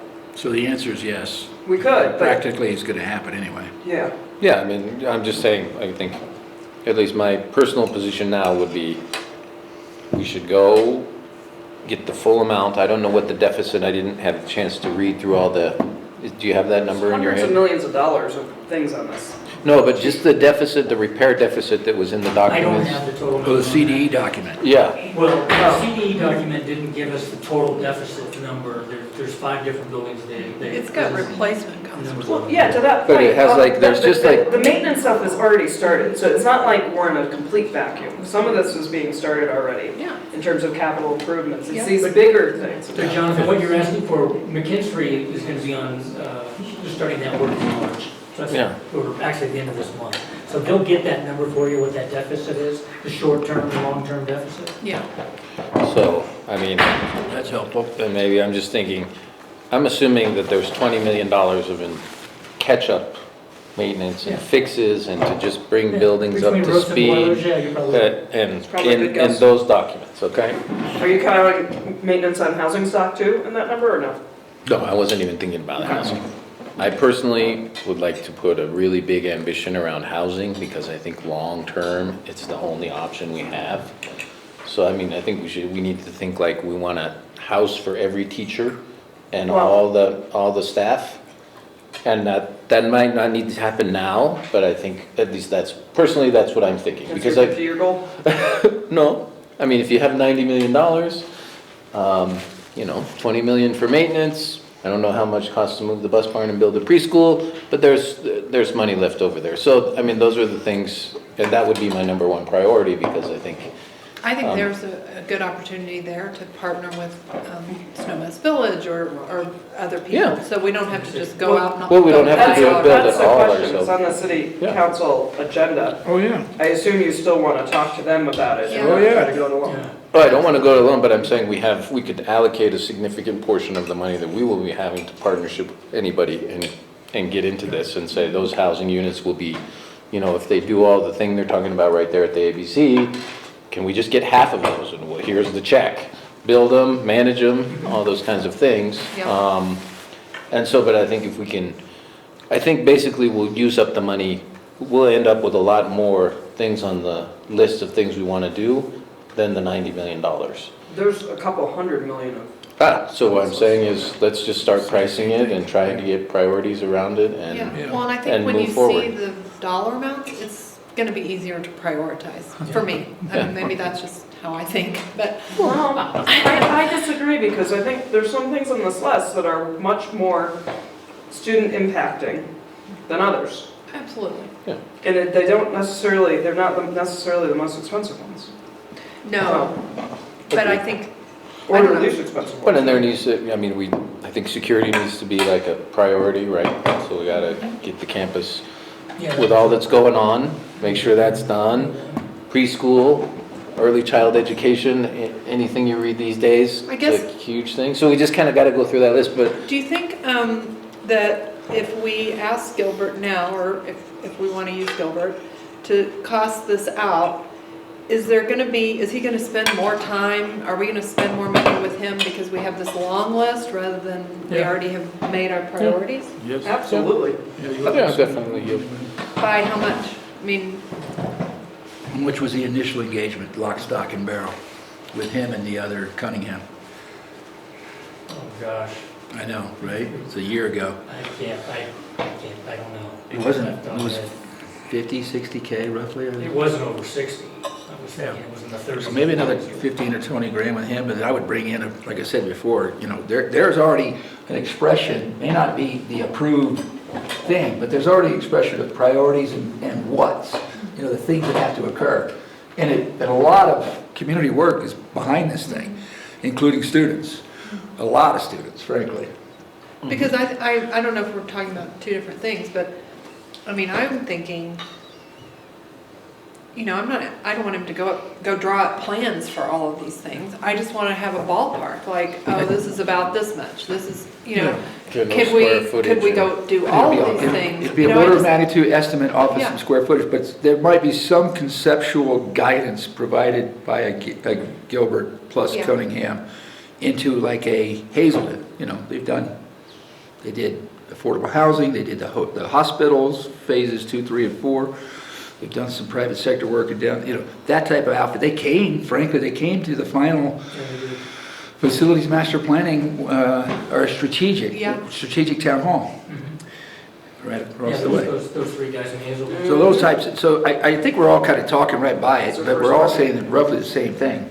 We need more intelligence to kind of continue this process moving forward.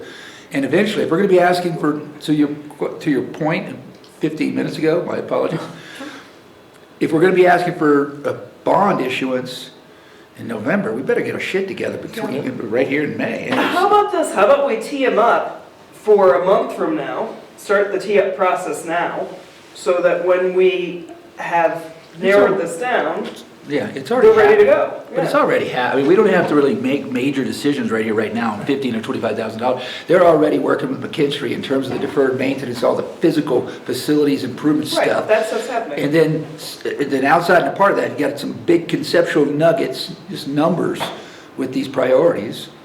It doesn't hurt us at all. That's going to happen just no matter what we say tonight, that's going to keep going. We need that information. So maybe the question is, if we asked you to kind of give us an order of magnitude for everything versus for a refined and prioritized list of everything. Yeah, I don't think their plan was to prioritize for you. We've already got a list of what's short-term we want. No, right, but even within those columns, there's going to be priorities, So the short 1 to 3, the column on the right, they might not all happen, right? There might be priorities within them based on how the strategic plan is, but I don't know where. Well, why don't we take an action item, all of us read this and put down our 5? And those are, based And on. then we would only get But it's not costs based for on that. those. It's I think that. It's based on We need creating more a vision. more It's not information. based on our personal choices. Right. And so that's the problem. It has to all tie into what. But the question is, how do we move the work forward? Well, my suggestion was going to be, why don't we have a conversation with them and say, how much is it going to be for you to do this now versus once we've kind of prioritize some of these. If it's a $5,000 delta, then we get started now. If it's $100,000, then maybe we prioritize. It's not gonna be 100. I know it's not, but I'm just. Most of the time, yeah. So it's not the first rodeo. Right, exactly. We run into this with a lot of other schools. Because most schools and school districts kind of land here. Unless you're really specific going into it, going, we need a new high school. Yeah. But that's not what this district says. Yes, I got excused. Yeah. Well, and the numbers aren't showing us right now that we need a new school. No. We don't have the training population to make the case that we have to expand square footage because of increased enrollment. We have to make the case that we have some operation, some infrastructure needs, and we have some instructional needs to meet the future that we really want to be ahead of the curve on. Yeah. That's where there's some interior remodeling. Well, the instructional needs are the ones that will take prioritization based on what the vision ends up being. Because it depends on what direction you're going for a vision. Needing a new boiler, of course we're gonna, we have to keep the buildings going. But for example, if we have an infrastructure need where we say the roof at the elementary school needs to be replaced, then in the process of replacing an elementary school roof, you can add all kinds of square footage beneath that roof. Yes, and there are people have been mentioning housing and all that kind of stuff on the buildings and. Yeah, this particular team, we engaged that at length, and we decided that was a silly idea. Housing under the theater? No, above the to have housing, teacher housing on campus. Yeah. Too close. I don't know. Too incestuous. But across the street, Well, where the bus barn is. Yeah, in trouble, right, but across the street, Well, there's already much, housing much better. just on the parking. Yeah, that's Aside right. the parking lot. Yeah. Okay, so We have to build So it you where we can want get me it. to reach out to Kari and Gilbert and say, give us a ballpark of what it might be to start to cost some of this. yeah, and Big. versus if you start now versus when we have more of an idea of what our priorities are, is that gonna cost us a lot more money to start now? Again, they're gonna say, we don't care about your priorities. Pricing each one of these items is done in isolation. It's just, we gotta do it in isolation. And then they'll say, look, I'll give you that, and then you can make a decision off of all of the evidence. And this is evidence plus more evidence would be the number, the pricing of each one of these chunks. I mean, so you could say, look, we just need some more information. They were expecting this next step. Yeah, they are. As obviously the GC, Hazelden shows up, not because they have nothing else to do, but they're trying to fill their dance card as well, and they recognize, they've seen this rodeo 1,000 times, right? Well, there's no agreement with anybody for Totally agree. Yeah. In fact, by the way, right. But so, Dwayne, are you saying that your supposition is that repurposing the bus barn, for example, is kind of irrelevant based on what you end up putting in there? That it's within the... it's going to be... Statistically... The quality and the exactness of the number is going to be completely dependent upon the level of detail that we're providing. So therefore, we just have to realize it's plus or minus 25 to 40%. I mean, an IT facility versus a preschool is probably going to be a different number. And so we just got to get comfortable with that tolerance and make sure everyone's not anchoring on certain numbers. It's plus and minus, at the end of every schedule, it's like plus or minus 25%. Okay. Yeah. Really, we do have to do, again, getting to the end, which is November of 2020. So we got to be able to say, we got a $90 million, we're asking for a $90 million issuance, and here are the 6 things that we are going to be, these big chunky things. Yeah. And if you ever want to see the detail behind that, it's great, but here's some conceptual drawings of what that might be, and what this item might be, and what this will be. Yeah. And security, I think education, academic performance, blah, blah, blah. But it's all going to say, okay, there it is, 5, 6 items. How detailed do you think we need to be based on your experience? Yeah, unfortunately, that's where my most discomfort resides right now, because I think no matter how much we get out of the way and let this process go forward, that's really what we're trying to do here. Get out of the way, let the process go forward and get specificity. I still think we're going to be like woefully under with a lot of the community saying, wait.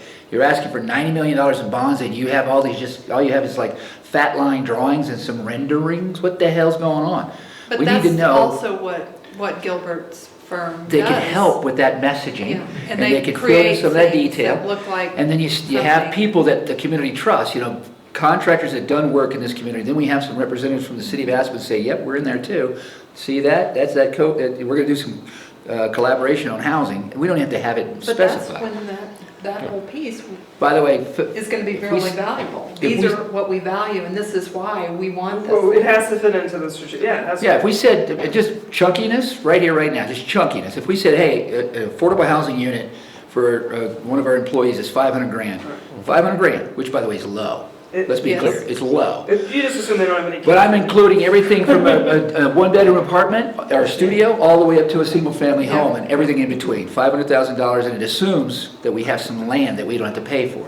50 units, that's 25 million right there. Yep. 25 million. Yep. So it's like, okay, boom, there. And And we that's- talked about deferred maintenance, boom, $20 million. You want to see the schedule? We got the schedule. There you go. Well, so some of that stuff we have, but say, for example, if we know we want to put $25 million to housing, do we have to know whether we're going to buy it or build it or partner? We don't have to know any of that. We could be okay, that's vague my about question, that. It would be yeah. best if we had that all nailed down, but we're not going to. So then from the same thing, if we say we want to take the bus barn and repurpose it as part of this thing, do we need to have the plan in order to be successful?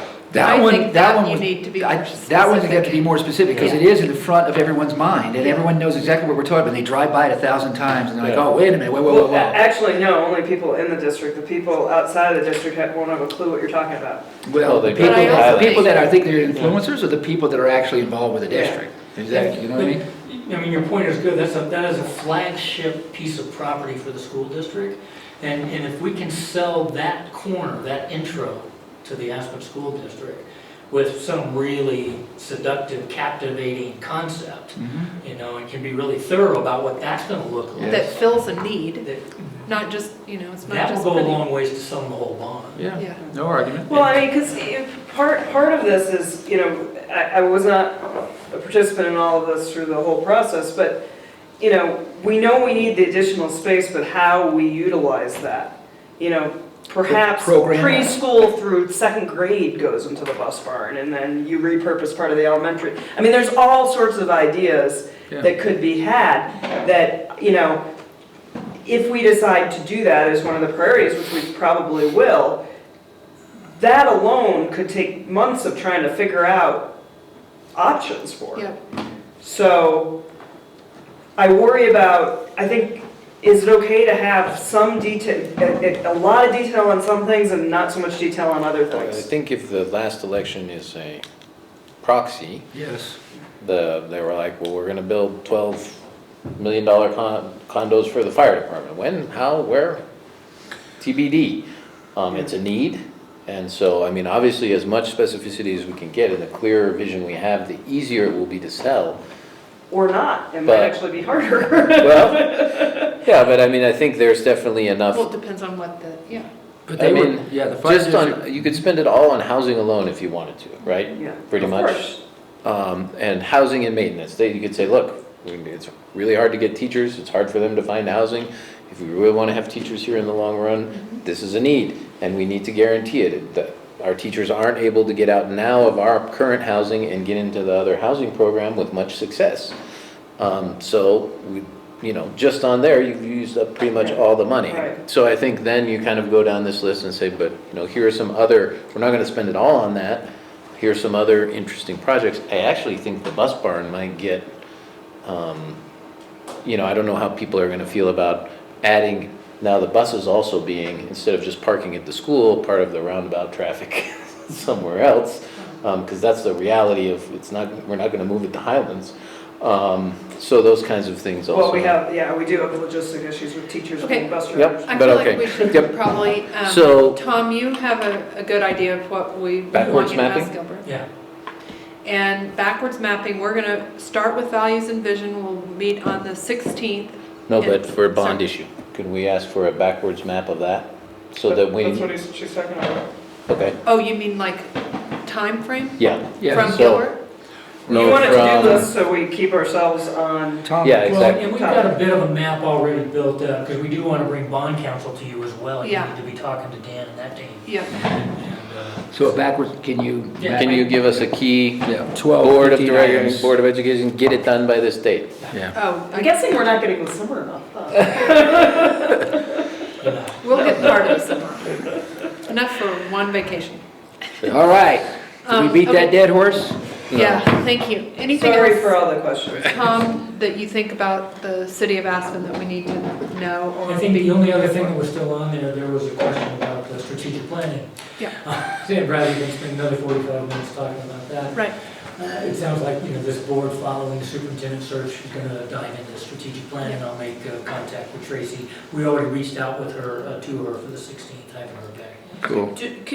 One more question on what we are expecting them to talk about, which is the roundabout improvement study. And are there expectations, because we've heard a lot of stuff in the past from council, very negative remarks about our impacts on traffic.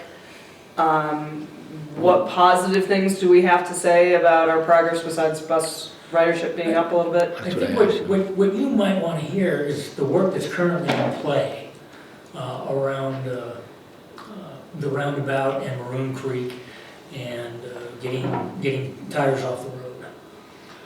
In other words, you're suggesting that we should be asking for that information back from them? Yeah. Okay, because they're working on it. They're working on it. And is it draconian? No. Okay. Have they requested information from us that we've provided on buses or parent traffic? Yeah, I provided that every time they've asked for it, and you've got a copy of my most recent.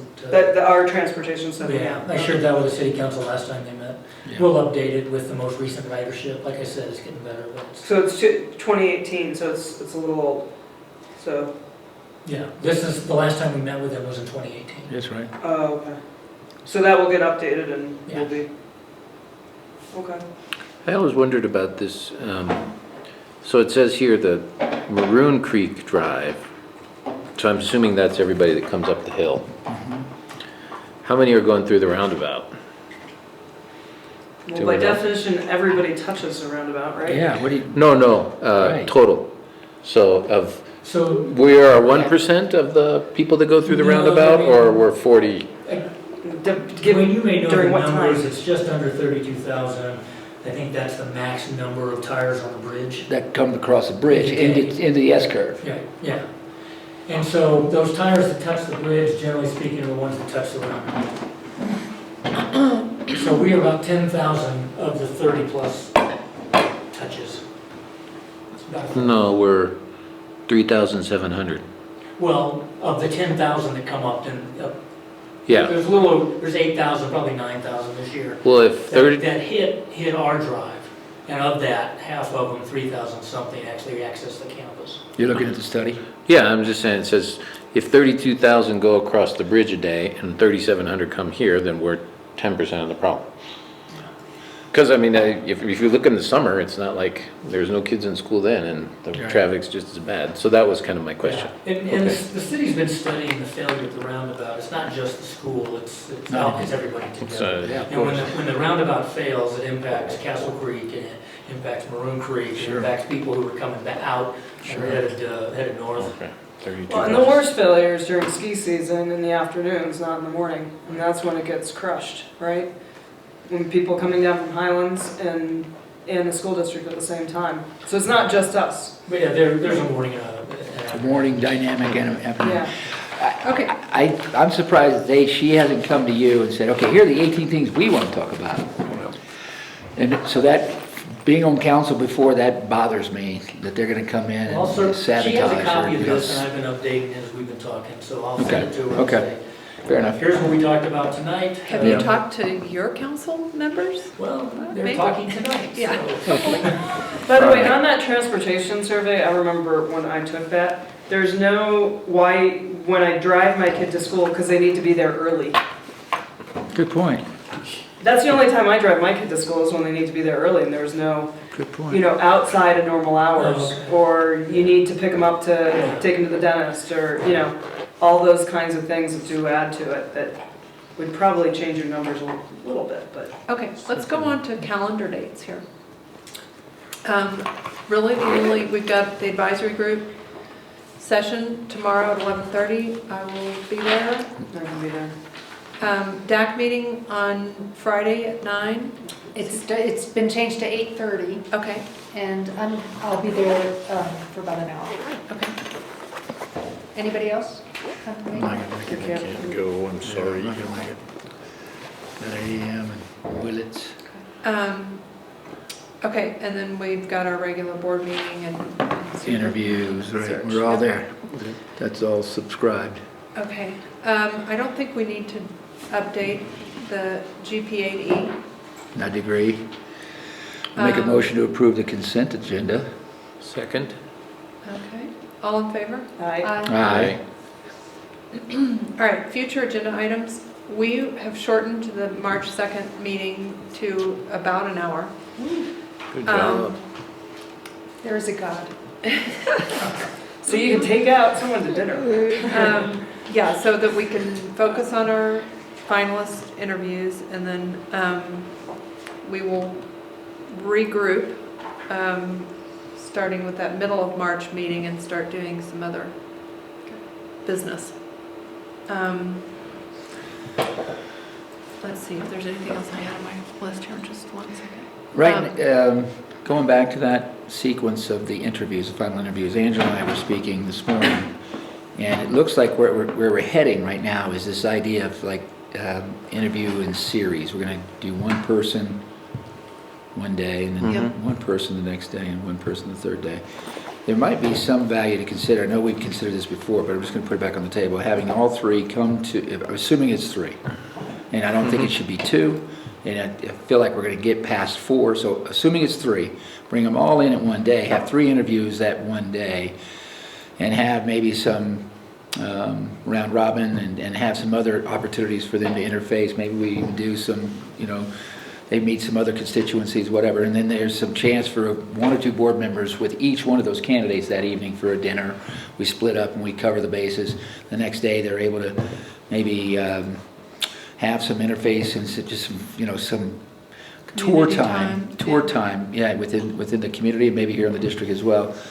And we're done in 2 days, as opposed to, asking all of these various constituencies to endure 3 days. Yeah. 3 Yeah, days I would of that. And you're just going to have, Angela was right, we're going to have a lot of fall off of the constituencies and the Yeah, I think stakeholders that's a on good day 3. point. So it's kind of like, okay, 3 days of interview, or 1 day of 3 interviews, and then some, collaboration and some fellowship. The next day, they have some chance for some, FaceTime and get them in front of the different stakeholders, and then you put them on a plane or whatever, and out they go. Okay. Yeah, And we I make a think, decision. Jonathan, let's work on that schedule. I think that makes I think sense. that'll work. It's better for the advisory group because they, Let's throw That's a it back. good point. We would fatigue them too. Yeah. Yeah, maybe we can say, well, let's throw it, It's Yeah. much better first step. because it's just one Yeah. day. Well, in addition, what are we gonna do if we're doing a written piece too? Yeah. We're just sitting on our tushies when that's going on, you know what I mean? we'll give that to them beforehand, I think. So Yeah, we'll do that'll that. be a case study type Yeah. thing. Are you gonna give it to them before? Yeah, Yeah. Not at the time? yeah, Really? yeah, Yeah, so they can So come they- prepared. yeah. Presentation. They would do a PowerPoint for the case study or I know, something. but I Yeah. thought they would be doing it Not on the fly, that's on the probably fly. not Why fair. not? Why is that not fair? I still have my Do that in pen. real life. Who has to do that in 5 minutes? Like, it's- I still have mine. Did you read it is the question. This was given to us by one of the candidates. Okay, but let's kick that back to Max then. I'll write him the email. Yep. So on the 3rd and the 4th, I'm not available 8 to 10 a.m. I don't know when we were talking about starting. We haven't even landed on that either. We No, have but- not, we have But set I have times. 2 different appointments. Oh, I got you. That I'm not available 8 to Oh. 10 on Okay. the 3rd Yeah. and the 4th. I just Okay. want to I put that think up. I just blocked from 9 in the morning until, I just 3 in the blocked all days right afternoon. now, but I haven't Okay, cleared it so yet. future meeting, work session topics, we've got some stuff coming up. Debrief, we had a regular meeting, it went well, we gleaned a lot of information about a lot of different things. Right? Well said. Katie has a lot of questions. That's all part of it, it's good. We didn't throw food at you, Katie. It I, could've been worse. every time before this meeting I say, I'm gonna keep my mouth shut. I'm gonna keep my All mouth right, shut. so I'm gonna just say that was the debrief, and I'm gonna ask for a motion to adjourn. So moved. seconded. All in favor? Aye. Aye. We're done. Thank you. I'll just be We've had longer. I had a question, Tom. I did a great job, and we're done. Well, you did a great job in the kitchen while we were adjourning. Did we ever get the PISA scores back? Not for the individual building, not yet. They were promised in December, but I haven't seen them. So we- I know the national and the international kind of aggregates have been released from that assessment. Mysterious, The those individual- PISA scores. And the way the building one was gonna look, it was gonna read something as, Aspen School District is above or below these norms or these thresholds. But I haven't received it.